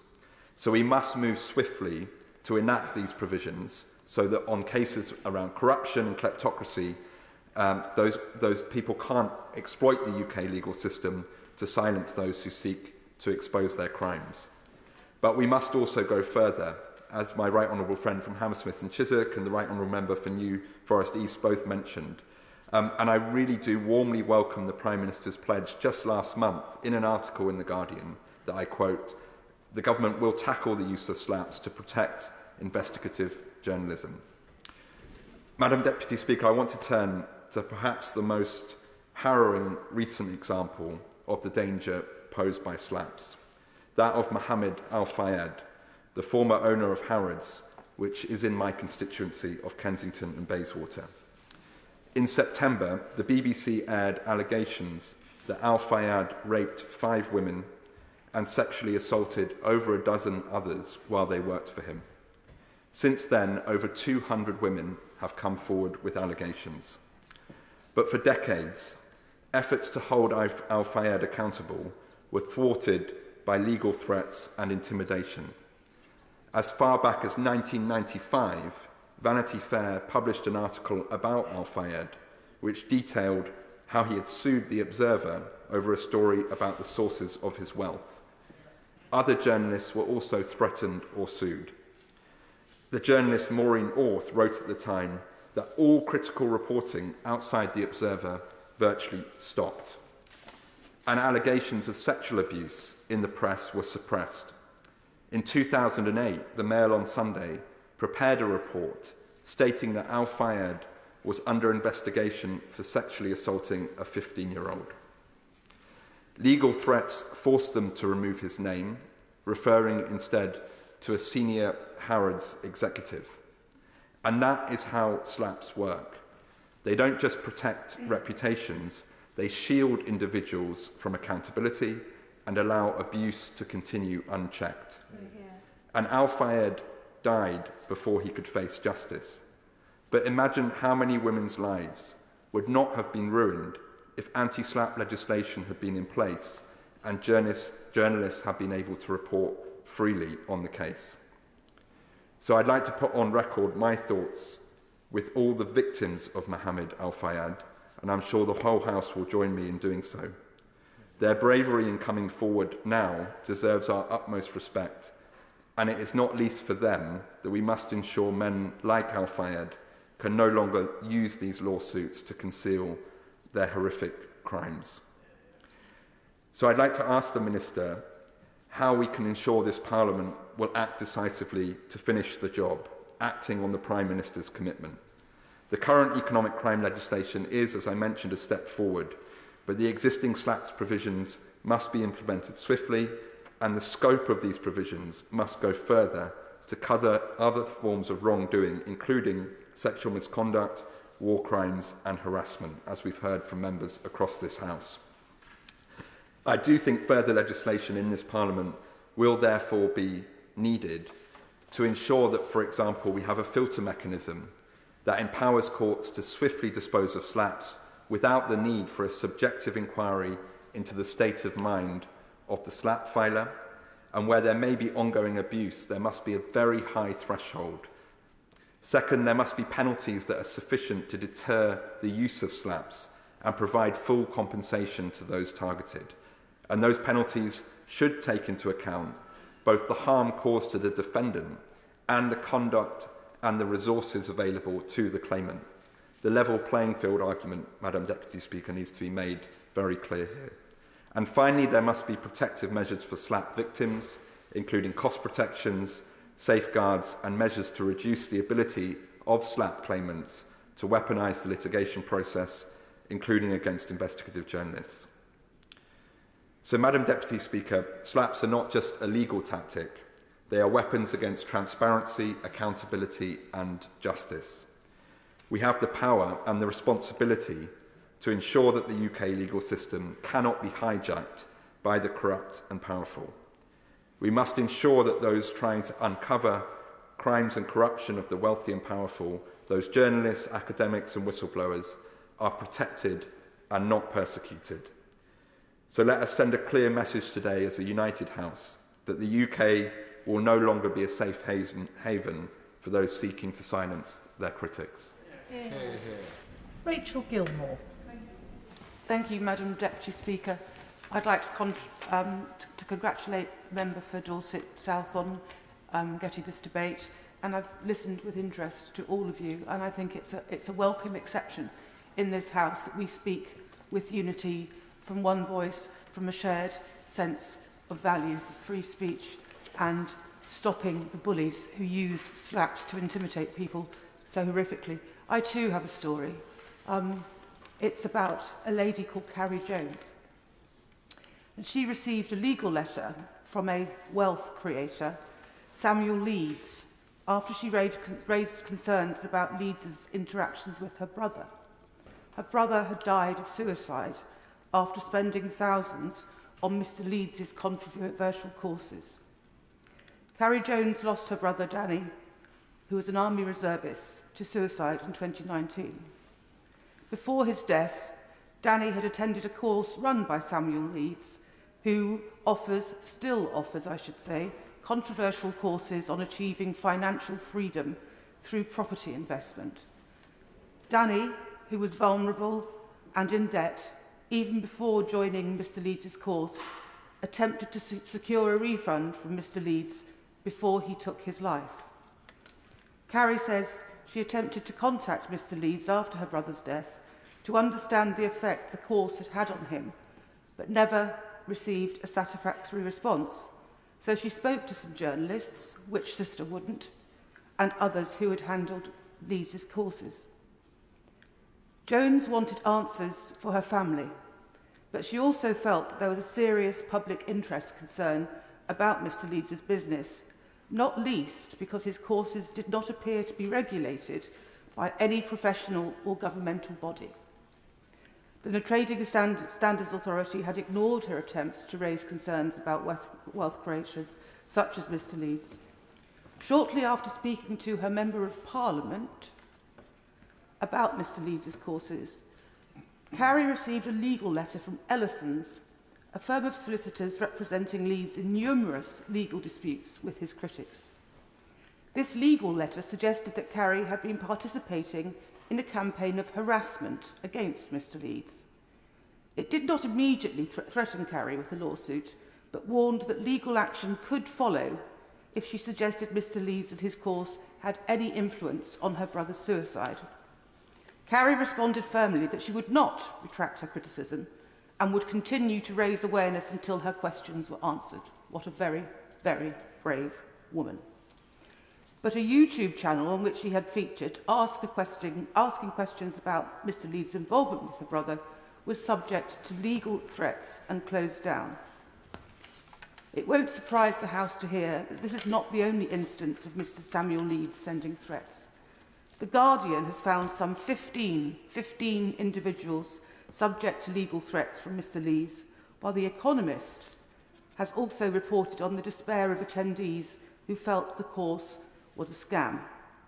Another man, who asked to remain anonymous, attended a course run by Samuel Leeds and was dissatisfied. He later posted on the Facebook page of Mr. Nick Fletcher, another Member of Parliament, asking whether there were any safeguarding measures to protect vulnerable people from wealth creation schemes. Not an unreasonable request. He wrote that he lives with disabilities and had seen people trying to manipulate the vulnerable into paying for these courses. That's all he said. Manipulate the vulnerable into paying for these courses. But he didn't mention Samuel Leeds. Despite not naming Mr. Leeds, the man received a letter from Ellison's solicitors on Mr. Leeds' behalf, citing the Facebook comment and warning any mention of our clients may be perceived as harassment and/or defamation. A spokesperson for Mr. Leeds has commented, Danny Butcher's death in 2019 was a tragedy. Your account of the relevant events is one-sided and misses important context, which we have no confidence you will fairly represent to fellow MPs. Our business and founder were subjected to a campaign of abuse and sustained attacks, including unwarranted, defamatory and even obscene and deeply personal publications. What a sensitive soul. So, Madam Deputy Speaker, fellow MPs, along with members of all parties, I, as a Liberal Democrat, resoundingly request the government to look at SLAPs, build it into any legislation that's coming forward, because it is something that is desperately needed for this country, for our citizens, and indeed for our legal system. Richard Tice. Thank you, Madam Deputy Speaker, and I congratulate the Honourable Member for South Dorset in bringing this vitally important debate. And I also declare an interest, which I have raised with the Speaker's Office and parliamentary authorities. I am currently the defendant in a lawsuit, so I will not refer, of course, to that, but to general concepts. We pride ourselves in this country about free speech, the quality of our campaigners, our journalism, our broadcasters, our investigators. So how ironic, how embarrassing, and frankly humiliating that we should now be the global epicentre of slaps that are designed to prevent exactly that. And there is, as a previous speaker said, a crisis in free speech now in this country. And there's a crisis of fear amongst journalists, authors, writers, broadcasters about what they can and cannot say. How have we got to this situation? Surely, if we are a beacon of free speech around the world, if we think we've got the greatest parliament, if we think that we have the greatest legal system, we should be able to preserve and protect free speech. And it seems to me we've heard lots of shocking examples and evidence. But we also know that actually there are examples elsewhere in the world where states in America, for example, have brought forward anti-slap mechanisms. So surely it feels to me, and as a new member of this place, I was surprised to hear how long we've been talking about this. For years and years and years. And this government has been elected on a mandate of change.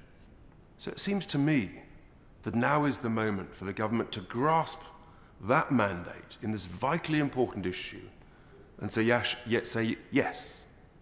It's now time to stop talking about this and actually do something about it with concerted action. So I just hope that the Minister and the government will find time in this parliamentary session to bring forward some more legislation, anti-slap mechanisms, in order to preserve what we cherish so dear, free speech. Seamus Logan. Deputy Speaker, I'd like to congratulate the member for South Dorset in bringing this debate here today. It's been an education for me. I do want to refer to a specific constituent of mine by name. I heard the cautionary remarks at the start of the debate, and so I will not name any other individuals. None of these matters are sub judice. Jan Cruikshank has consented to the use of her name today and the sharing of details of her case. She is a devoted mother of 3 and has been in a committed relationship with her husband Rob since meeting as childhood sweethearts. Many of the cases we've heard about today involve mega wealthy, high-profile individuals. Jan is not such an individual. She faced a problem with her employer, the Construction Industry Training Board. In 2015, she was allegedly sexually assaulted by a co-worker at the Construction Industry Training Board. Upon reporting the assault to CITB, Jan unfortunately suffered a nervous breakdown and had to take sick leave. The person against whom the complaint was made was put on garden leave. He returned after a week, even though he had been told to take at least a month. He returned to work and began propagating false narratives, suggesting that Jan was falsely accusing him. Jan had reported the assault while in a vulnerable state, having recently suffered a significant house fire. The conditions of a subsequent police interview, which lasted approximately 10 hours in a damaged environment, compromised the integrity of the process. Now, a senior whistleblower within CITB has revealed that the legal team there had indicated a substantial potential liability should Jan's case come to trial. The whistleblower confirmed that there was a targeted campaign to discredit Jan over several mediums. CITB misused the false narrative to depict Jan as a homewrecker, subsequently initiating a predetermined HR investigation focused on facilitating her exit from the company, and a second whistleblower has corroborated that management planned that Jan would be exited from the business a month before her HR process was complete. Following the assault, Jan was placed in an untenable position of having to confront her alleged attacker daily upon returning to work amidst ongoing HR investigations. Now, bear in mind, this is 2015, that someone has to face a situation in which her employer, a large employer, has failed to take proper steps to separate those two individuals and allow them to be able to work freely.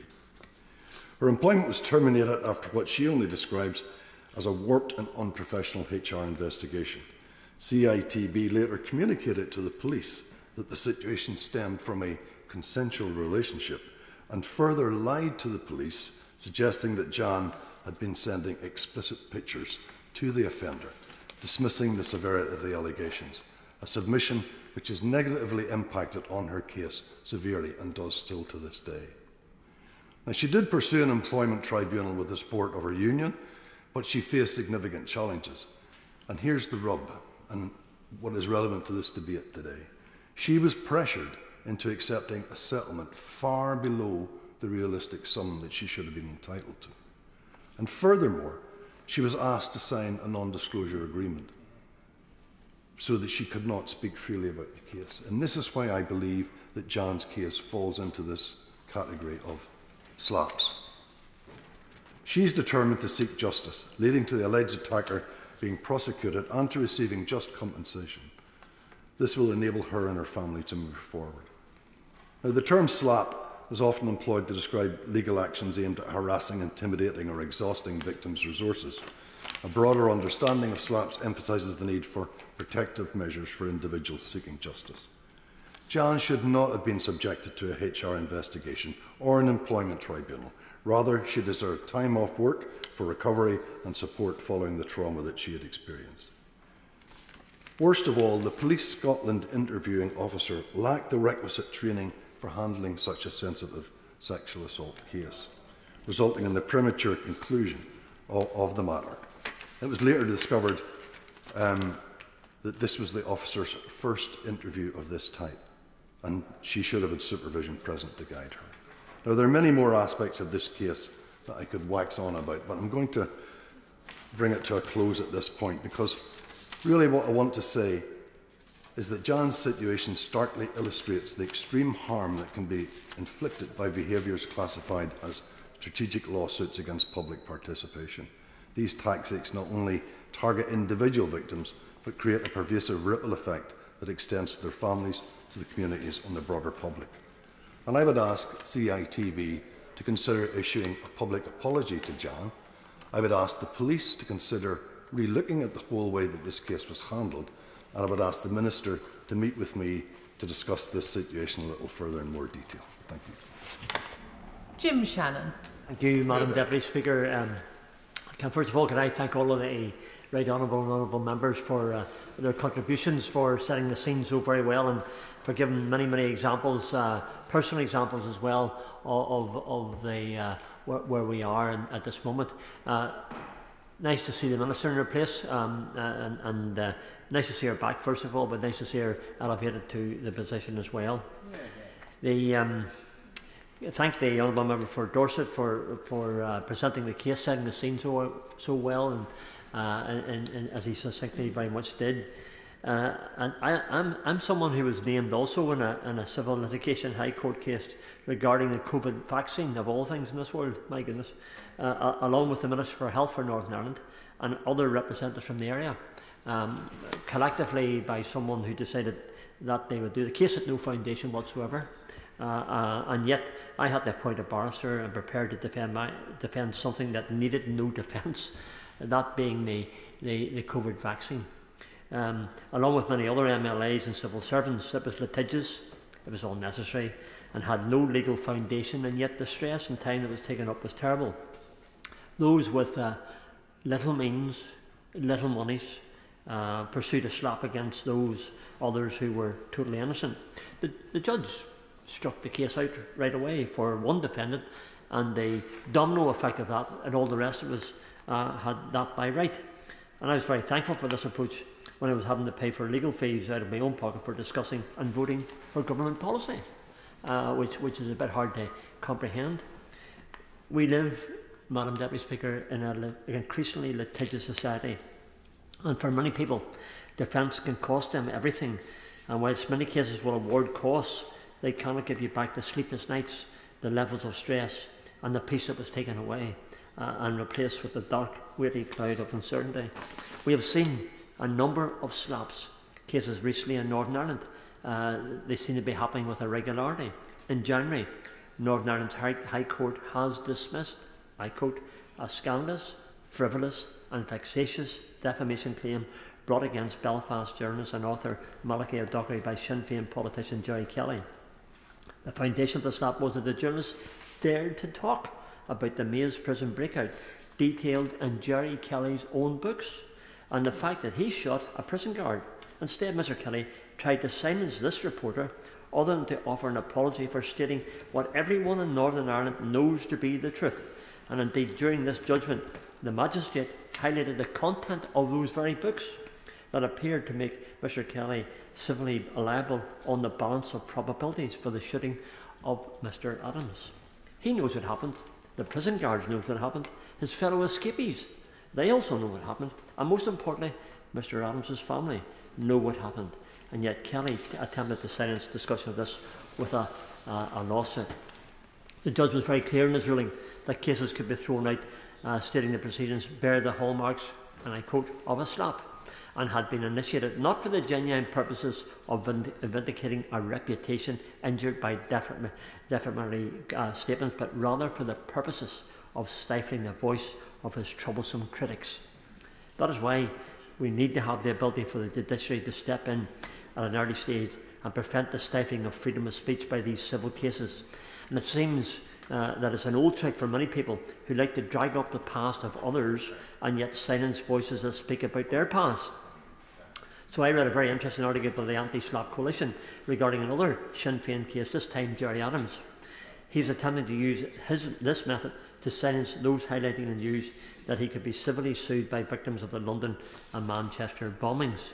The article went on to say as well, Madam Deputy Speaker, that last year 15 organisations wrote to the leader of Sinn Féin, Mary Lou MacDonald, to express concern over the use of slaps by party members.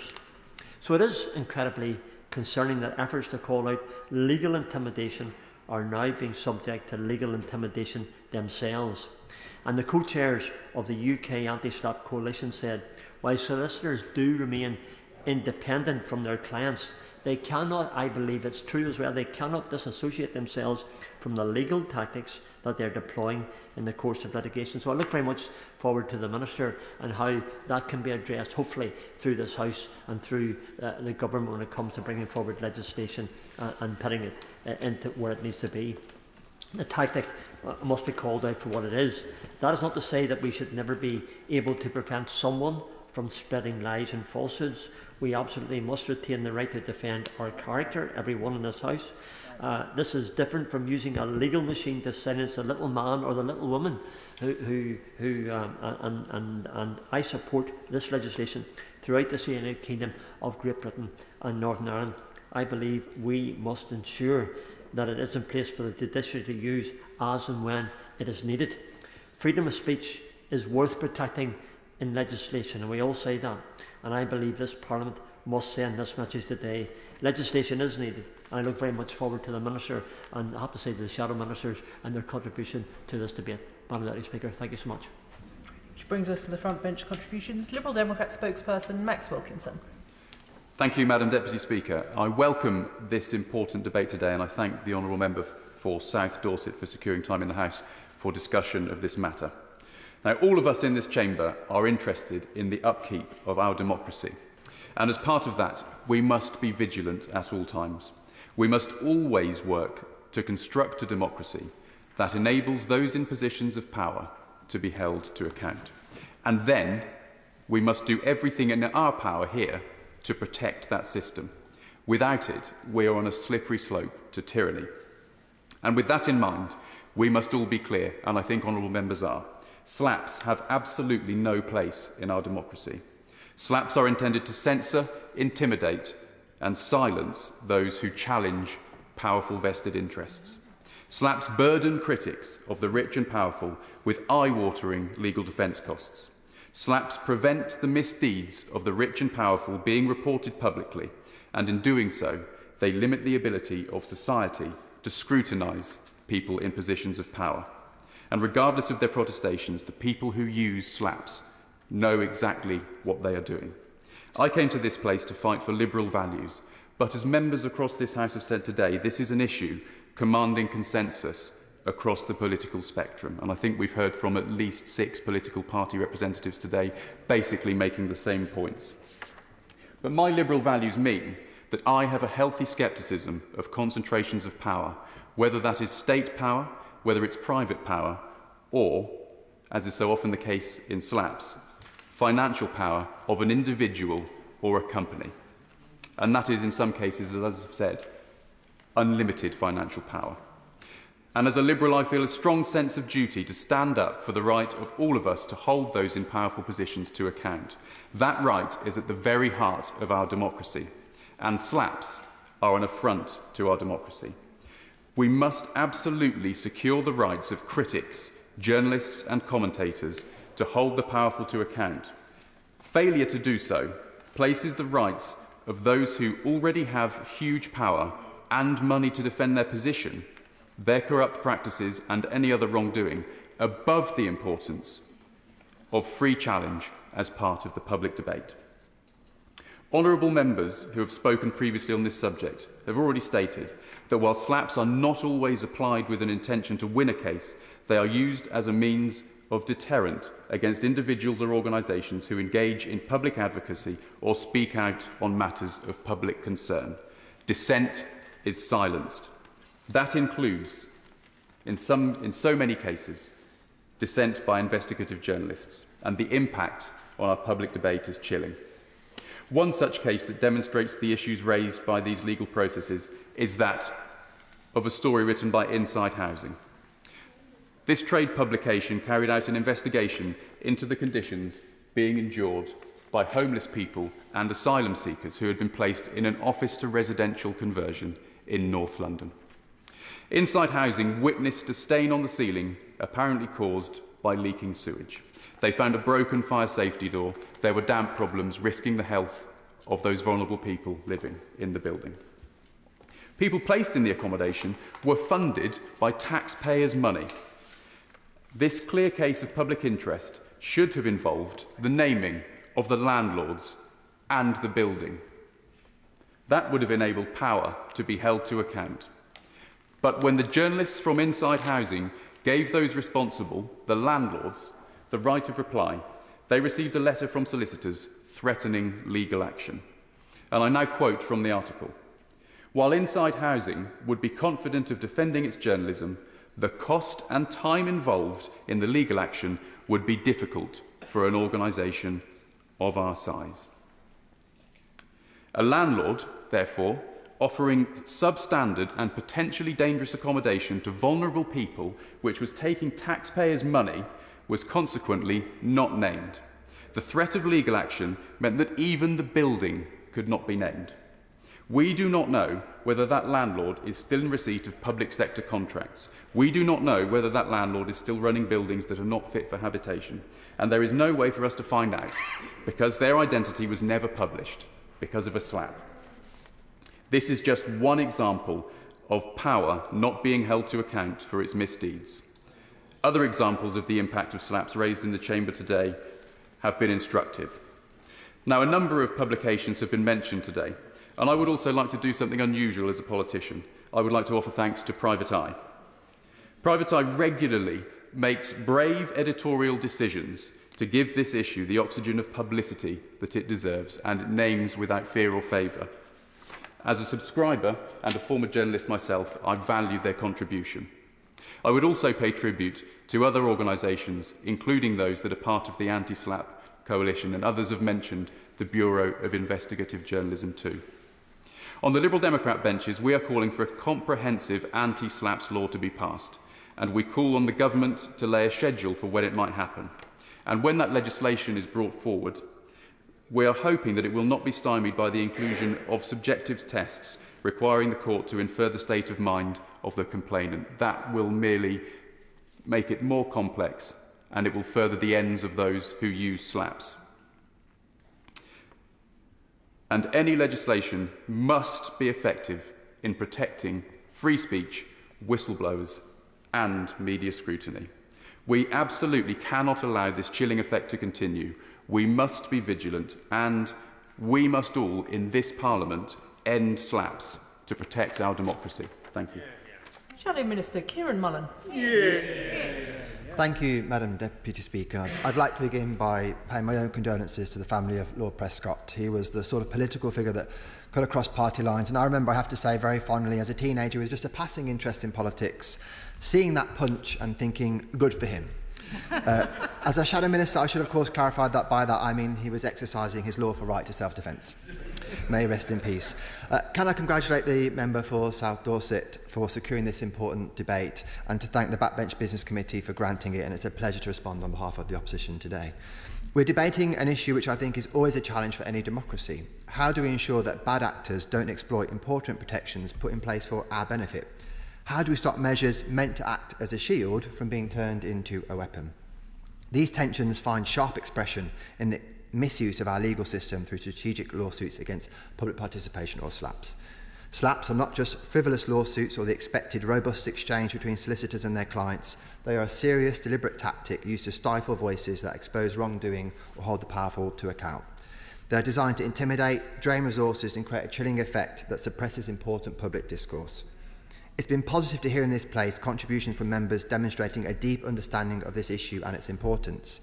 On the benches behind me, the member for Maldon drew on his experience from the DCS committee and as the Secretary of State, drawing out all the key issues that we've considered today, and as did the member for the New Forest East and West Suffolk. The member for New Forest East importantly reminded us of ensuring the other side of the debate is remembered when it comes to allowing people to fairly protect their reputations. And the member for West Suffolk talked in helpful detail about what happened to the former member Charlotte Leslie, reminding us how much politicians are in the firing line. I know the member for East Grinstead and Uckfield, who's joined me on the benches today, is concerned about how these can be used to stifle debate locally as well as nationally.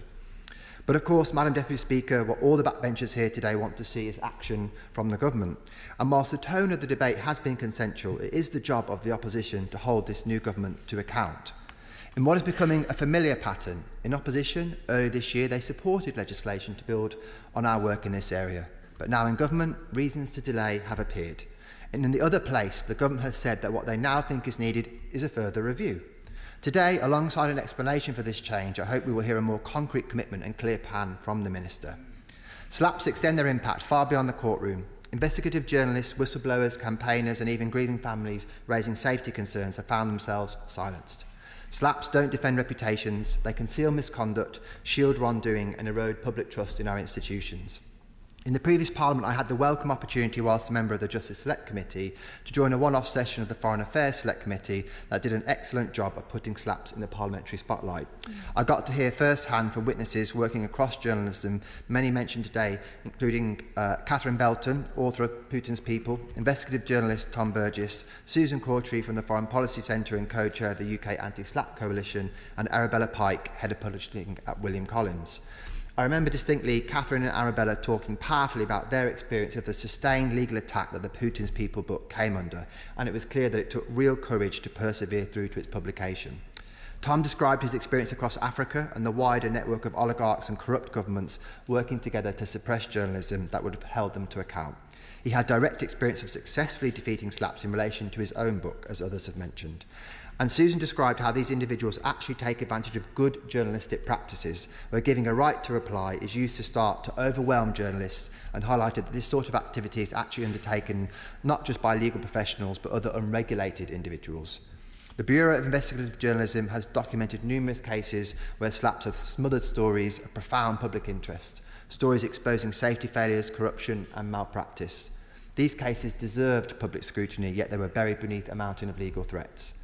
The right to defend one's reputation is, of course, an important one. It ensures fairness, prevents the spread of harmful falsehoods, and protects individuals from malicious attacks. Like others who've spoken today, I have first-hand experience of this, where a journalistic blogger decided that they had proof that my time spent volunteering as a policeman was made up, and I'd committed a criminal offence in lying about it. During the height of an election campaign, I saw that story spread across social media, reaching tens of thousands of people. It was only the availability of legal steps that I could take that stopped it spreading further. Shoddy journalism should not find shelter in anti-SLAPs legislation. But when SLAPs turn the scales of justice into tools of suppression, they undermine the very principles they claim to protect. Mm-hmm. Madam Deputy Speaker, we know sadly the UK legal system is seen by some as a favoured domain to stifle debate. And whilst not a watertight source, a 2020 survey by the Foreign Policy Centre revealed that the UK was the most frequent single international origin of legal threats against journalists, accounting for 31% of cases, comparing to 35% of SLAP threats from the US and the EU combined. Recognising the threat of SLAPs, the previous Conservative government introduced important legislation that the government acknowledged represented a significant step forward in this area. The Economic Crime and Corporate Transparency Act 2023 defined SLAPs in law for the first time, introduced swift dismissal mechanisms and implemented cost protections in claims related to economic crime, reflecting the then government's belief that 70% of SLAPs are linked to financial corruption and the scope of the original bill. The government also established the SLAPs Task Force, a group of legal and media professionals tasked with improving understanding of SLAPs and equipping stakeholders to combat them. And as others have mentioned, during the previous Parliament, the former member for Caerphilly, Wayne David, introduced the Strategic Litigation Against Public Participation Bill, a private member's bill that presented further possible steps in addressing SLAPs. Mr David... I will. Grateful for him for giving way. I'm going to be bringing in my own bill based on that bill in early January. Will that bill have Conservative Party and opposition support? It's an important point to raise, and notwithstanding my hope that perhaps the government itself brings forward legislation, I would expect that we would be able to support a bill if it was suitably similar to the one originally intended. Because Mr David's bill proposed a robust framework to combat SLAPs, including a wider early dismissal mechanism and requiring claimants to demonstrate a greater likelihood of success for a trial to proceed. Additionally, the bill called for new civil procedure rules to protect defendants from adverse costs when SLAP claims went to trial. Crucially, it empowered the Lord Chancellor to extend this framework to other courts or tribunals if SLAPs were being used to circumvent these protections. The Conservative government recognised the value of this bill, supporting it as a complement to the steps we had taken, as I earlier outlined. And importantly, so did the then Labour opposition. Unfortunately, despite its potential, as is too often sadly the case, the bill regrettably fell away during the wash-up before the general election. The proposals had cross-party support. There was no call from the then opposition for a review or the need to consider things further, something they've now decided is necessary. In a recent article, co-chair of the UK Anti-SLAP Coalition, Susan Cortry, expressed disappointment that Labour has not developed a clear plan for similar legislation, stating, "This could have been a relatively easy win, not only for the new government, but for the protection of public interest speech and the democratic health of our society." She's right, of course, and I can't think of a new government in more dire need of an easy win than this Labour government. Madam Deputy Speaker, with all this in mind, I urge the government to address several pressing questions, or the Minister rather. Given their support in opposition for the private members' bill and its measures, why now has the government determined it needs a further delaying review? When will this review be complete? And even if the review recommends some changes to the approach as outlined in the PMB, does the government commit in principle to introducing comprehensive anti-SLAP legislation next year? And if not, when will they bring legislation forward?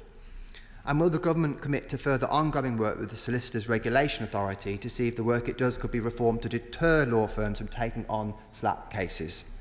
Finally, can the Minister commit to supporting the ongoing work of the SLAPS Task Force? Ahead of legislation that's been unnecessarily delayed, this would send a strong signal of the government's commitment on this issue. Madam Deputy Speaker, the balance we must strike is clear. Our legal framework must protect the right to defend one's reputation while safeguarding freedom of speech and ensuring public interest journalism can thrive. I urge the government to pick up where we left off. They have a detailed and comprehensive PMB that could act as a basis for that ready to go. The powerful must not be allowed to misuse the legal system and suppress scrutiny and silence critics. In opposition, they were clear in what they supported and what needed doing. Somehow, entering government has brought uncertainty and hesitation to their thinking. At a time when too much of the legislative capacity of this House is being left unused, when this government desperately needs a positive story to tell, they've had a change of course. I encourage the government to build on our work and deliver in this area so that we can reaffirm our commitment to justice, accountability and the public interest and ensure that the UK remains a beacon of free speech and fairness under the law. Thank you. Minister, Heidi Alexander. Thank you, Madam Deputy Speaker, and let me associate myself with the lovely remarks of the shadow spokesperson about Lord Prescott. John was a political giant, and I'm sure I speak for the whole House in sending our thoughts and condolences to his family. Madam Deputy Speaker, can I start by congratulating my honourable friend, the member for South Dorset, on securing this debate today? And can I also thank the Backbench Business Committee for giving us the opportunity so early on in the lifetime of this Parliament to debate this vitally important subject. We've had a good debate today. I've always thought backbench business debates lend themselves very well to these sorts of issues where there is general cross-party consensus that a problem exists, but one where we need thoughtful forensic consideration about how to move forward with sensible, workable proposals. I'd also like to echo the comments made by the Chair of the Justice Select Committee, Madam Deputy Speaker, in saying how good it is to have the wisdom of long-standing members here today, such as the members for Maldon, New Forest East and Strangford, whilst also having some very powerful contributions from newly elected members, in particular those from West Suffolk, Kensington and Bayswater, Tiverton and Minehead and Aberdeenshire North. I would be happy to meet with the honourable gentleman, although I would also like to discuss with the Department for Business and Trade whether it might be more appropriate for him to meet with the Minister there, given the matters that he does raise relate primarily to non-disclosure agreements. Madam Deputy Speaker, strategic litigation against public participation, known as SLAP claims, represent an abuse of our legal system. They curtail free speech, have a chilling effect on public interest journalism and pose a threat to our democracy. As we have heard today, SLAPs are characterised by the use of threatening tactics or actions to silence those who exercise their right to free speech on issues in the public interest. These cases often involve an acute imbalance of power, where those with deep pockets use their wealth and influence to silence journalists, academics and others who are committed to raising issues that need to see the light of day. These powerful actors do this by abusing the legal system, seeking to suppress information that we collectively rely on. True accountability and transparency in a functioning democracy can only be achieved through free speech and a free press that upholds the highest journalistic standards whilst challenging abuses of power without fear of financial ruin. As the Prime Minister recently wrote, this is a government that will always champion press freedoms because we believe in being held to account, and that must apply to everyone, irrespective of wealth or position. This government understands the profound financial and psychological impact of SLAPs. These actions have enormous consequences for the well-being and very livelihoods of those who are on the receiving end of them. Because SLAP conduct is not about winning a legal argument or remedy, a SLAP instead seeks to exhaust a defendant so that they withdraw their investigation or public commentary. This was very clear in the responses received to the 2022 call for evidence ran by the previous government. SLAPs also impact on the standing of our legal system. That system, underpinned by the quality of our legal services and independent judiciary, is held in the highest esteem internationally. The legal services sector contributes £34 billion to our economy each year. We must not allow our world-renowned system to be abused for improper purposes. I must emphasise that the vast majority of legal professionals in this jurisdiction operate with the utmost honesty, professionalism and respect for the rule of law.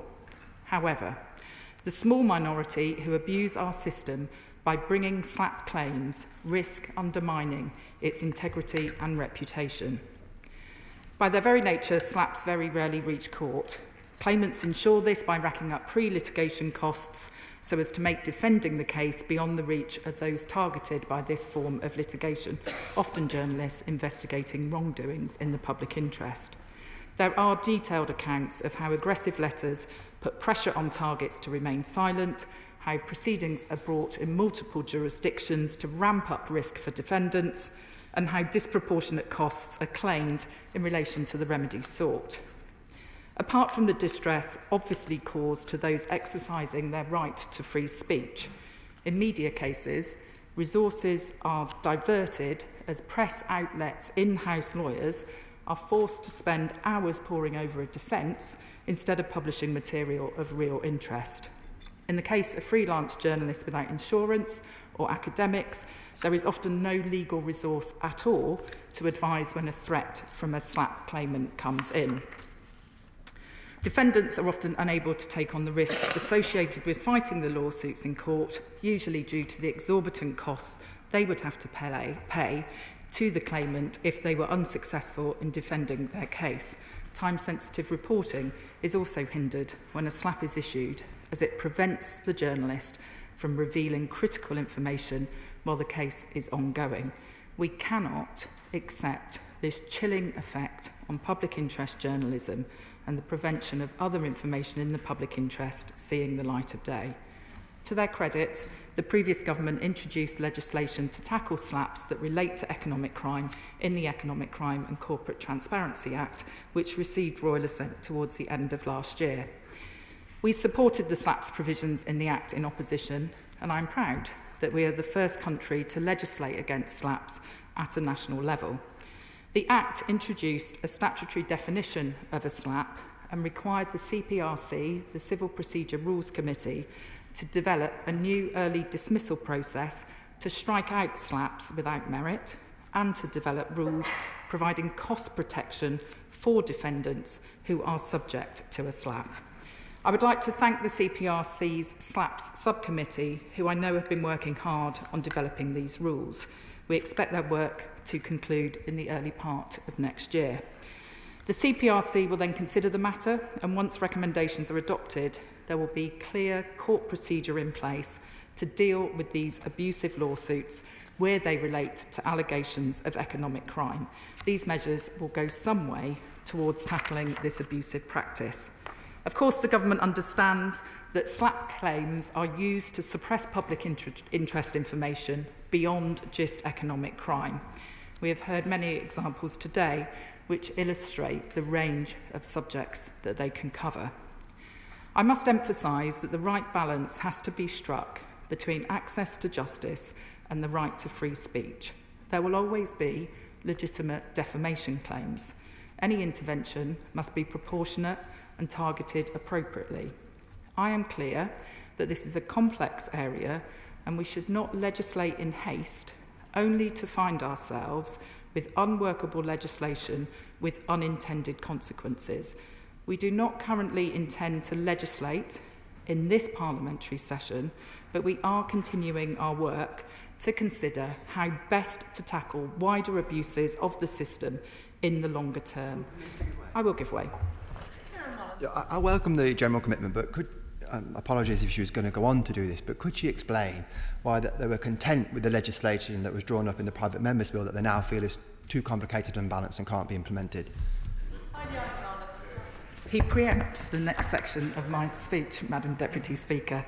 We saw during the passage of the Private Members Bill, before it fell on prorogation, that there are strong and differing views on SLAPs, and I understand that there were still unresolved issues before prorogation. The former member for Caerphilly, Wayne David, who was sponsoring that bill, was a very good friend to me when I was previously in this House, and I know that there are members here who would just like me to pick up where he left off, but I don't think it's quite as simple as that. I've read Hansard carefully and deliberately to ensure I'm aware of views across the House on this topic.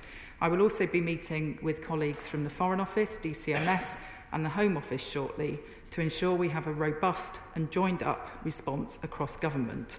This is an important and complex issue where fundamental principles of free speech and justice are at play, so it is imperative that we take the time to get this right. Our immediate focus is therefore going to be on implementation of the Economic Crime and Corporate Transparency Act provisions, and our future approach to SLAPS reform will be informed by monitoring the operation of these new procedural rules when they come in. We continue to build our evidence base, taking into account the views of stakeholders that were raised during the Private Members Bill. I also invite parliamentarians to continue engagement with us as we consider longer-term options to tackle SLAPs beyond economic crime. I will give way. I'm most grateful to the Minister, as well as the legislative measures which were going to be taken forward through Wayne David. At the same time, there were non-legislative measures being developed through the SLAPS task force. Can she say whether that is still continuing? He also preempts the next part of my speech, and I'm very happy to tell the House that I'm keen to consider a range of non-legislative measures, procedural measures in the court, whilst not ruling out the possibility of legislation in the future. But I want to take time to look at what options are going to work best. As I said, we're also paying close attention to evolving approaches to SLAPs in other jurisdictions, notably following adoption of the Council of Europe's recommendations on SLAPs, which concluded last year. Legislation isn't our only weapon in our arsenal, though, to be dealing with this abuse of the system. The Solicitors Regulation Authority has already taken action. Their updated warning notice on SLAPs in May of this year reminded solicitors and law firms of their duties and the serious consequences of breaches of these duties, with new fining powers of up to £25,000 when a regulated firm or individual does not meet their professional standards. The SRA have also published guidance for members of the public who may have been targeted by a SLAP, including details of how to report this activity so that it can be investigated and promptly dealt with. Up until May of this year, the SRA has received a total of 71 reports around SLAPs, and 2 cases have been referred to the Solicitors Disciplinary Tribunal. We remain engaged with legal service regulators on this important subject, and I am clear that where UK law firms or practitioners are accused of breaching their duties, it is important that regulators are able to hold them to account and tackle poor conduct. I therefore welcome the work of the SRA on doing this. The SLAPS task force, which was referred to by the Honourable Gentleman, the member for Maldon, was also launched, as he will know, in September last year to support journalists who are working to investigate and publish stories in the public interest. The task force sits within the framework of the National Committee for the Safety of Journalists and has worked on non-legislative measures to protect public interest journalism from SLAPs alongside the other measures in the Economic Crime and Corporate Transparency Act. I know that the Department for Culture, Media and Sport is engaged on this issue, and that my honourable friend, the member for Barnsley South, the Minister, will be meeting with members of the SLAPs task force later this month to discuss progress, including how data collection and sharing has improved understanding of the prevalence of SLAPs experienced by the media profession. To conclude, Madam Deputy Speaker, I am confident in the careful and considered approach that this government is taking to the issue of SLAPs. It is important that we listen closely to the differing views on this topic and that any action we take is proportionate. That involves considering a range of options for longer-term reform that accounts for the diversity of views expressed by stakeholders and those targeted by these abhorrent actions. To echo the Prime Minister, slap behaviour is intolerable, and we will tackle it to protect investigative journalism and free speech, whilst also ensuring access to justice. I would like to thank the Honourable Member for South Dorset once again for his championing of this critical issue, and to all those who tirelessly campaign against abuse of our legal system and for freedom of speech. Nothing could be more important. To wind up this afternoon's first debate, Lloyd Hatton. Thank you, Madam Deputy Speaker. I would just like to round up this debate by thanking the many members on both sides of this House for their thoughtful and constructive contributions. The member for Boston and Skegness, my honourable friend, the member for Kensington and Bayswater, the member for Tiverton and Minehead, New Forest East, West Suffolk, Brighton Pavilion, Poplar and Limehouse, Cheltenham, Hammersmith and Chiswick, and the right honourable member for Maldon and the member for Aberdeenshire North. I think what was really clear from all of those contributions is that in this House there is a broad consensus about the need for an overhaul in our approach to slaps, both in a legislative sense and in a regulatory sense as well. Indeed, there does, for once, appear to be a sort of an outbreak of agreement in this chamber that something must be done. Therefore, it was really useful to hear from the Minister that this is something that both the Minister and the Prime Minister understand is important. We cannot allow the scandal of slaps to go unchallenged any longer. Sadly, things have moved too slowly for too long. This is an opportunity for us to work together on both sides of this House to finally put this issue to bed once and for all. Thank you. The question is, as on the order paper, as many as are of that opinion say aye. To the contrary, no. I think the ayes have it. The ayes have it. There might be a small moment whilst the front benches swap over.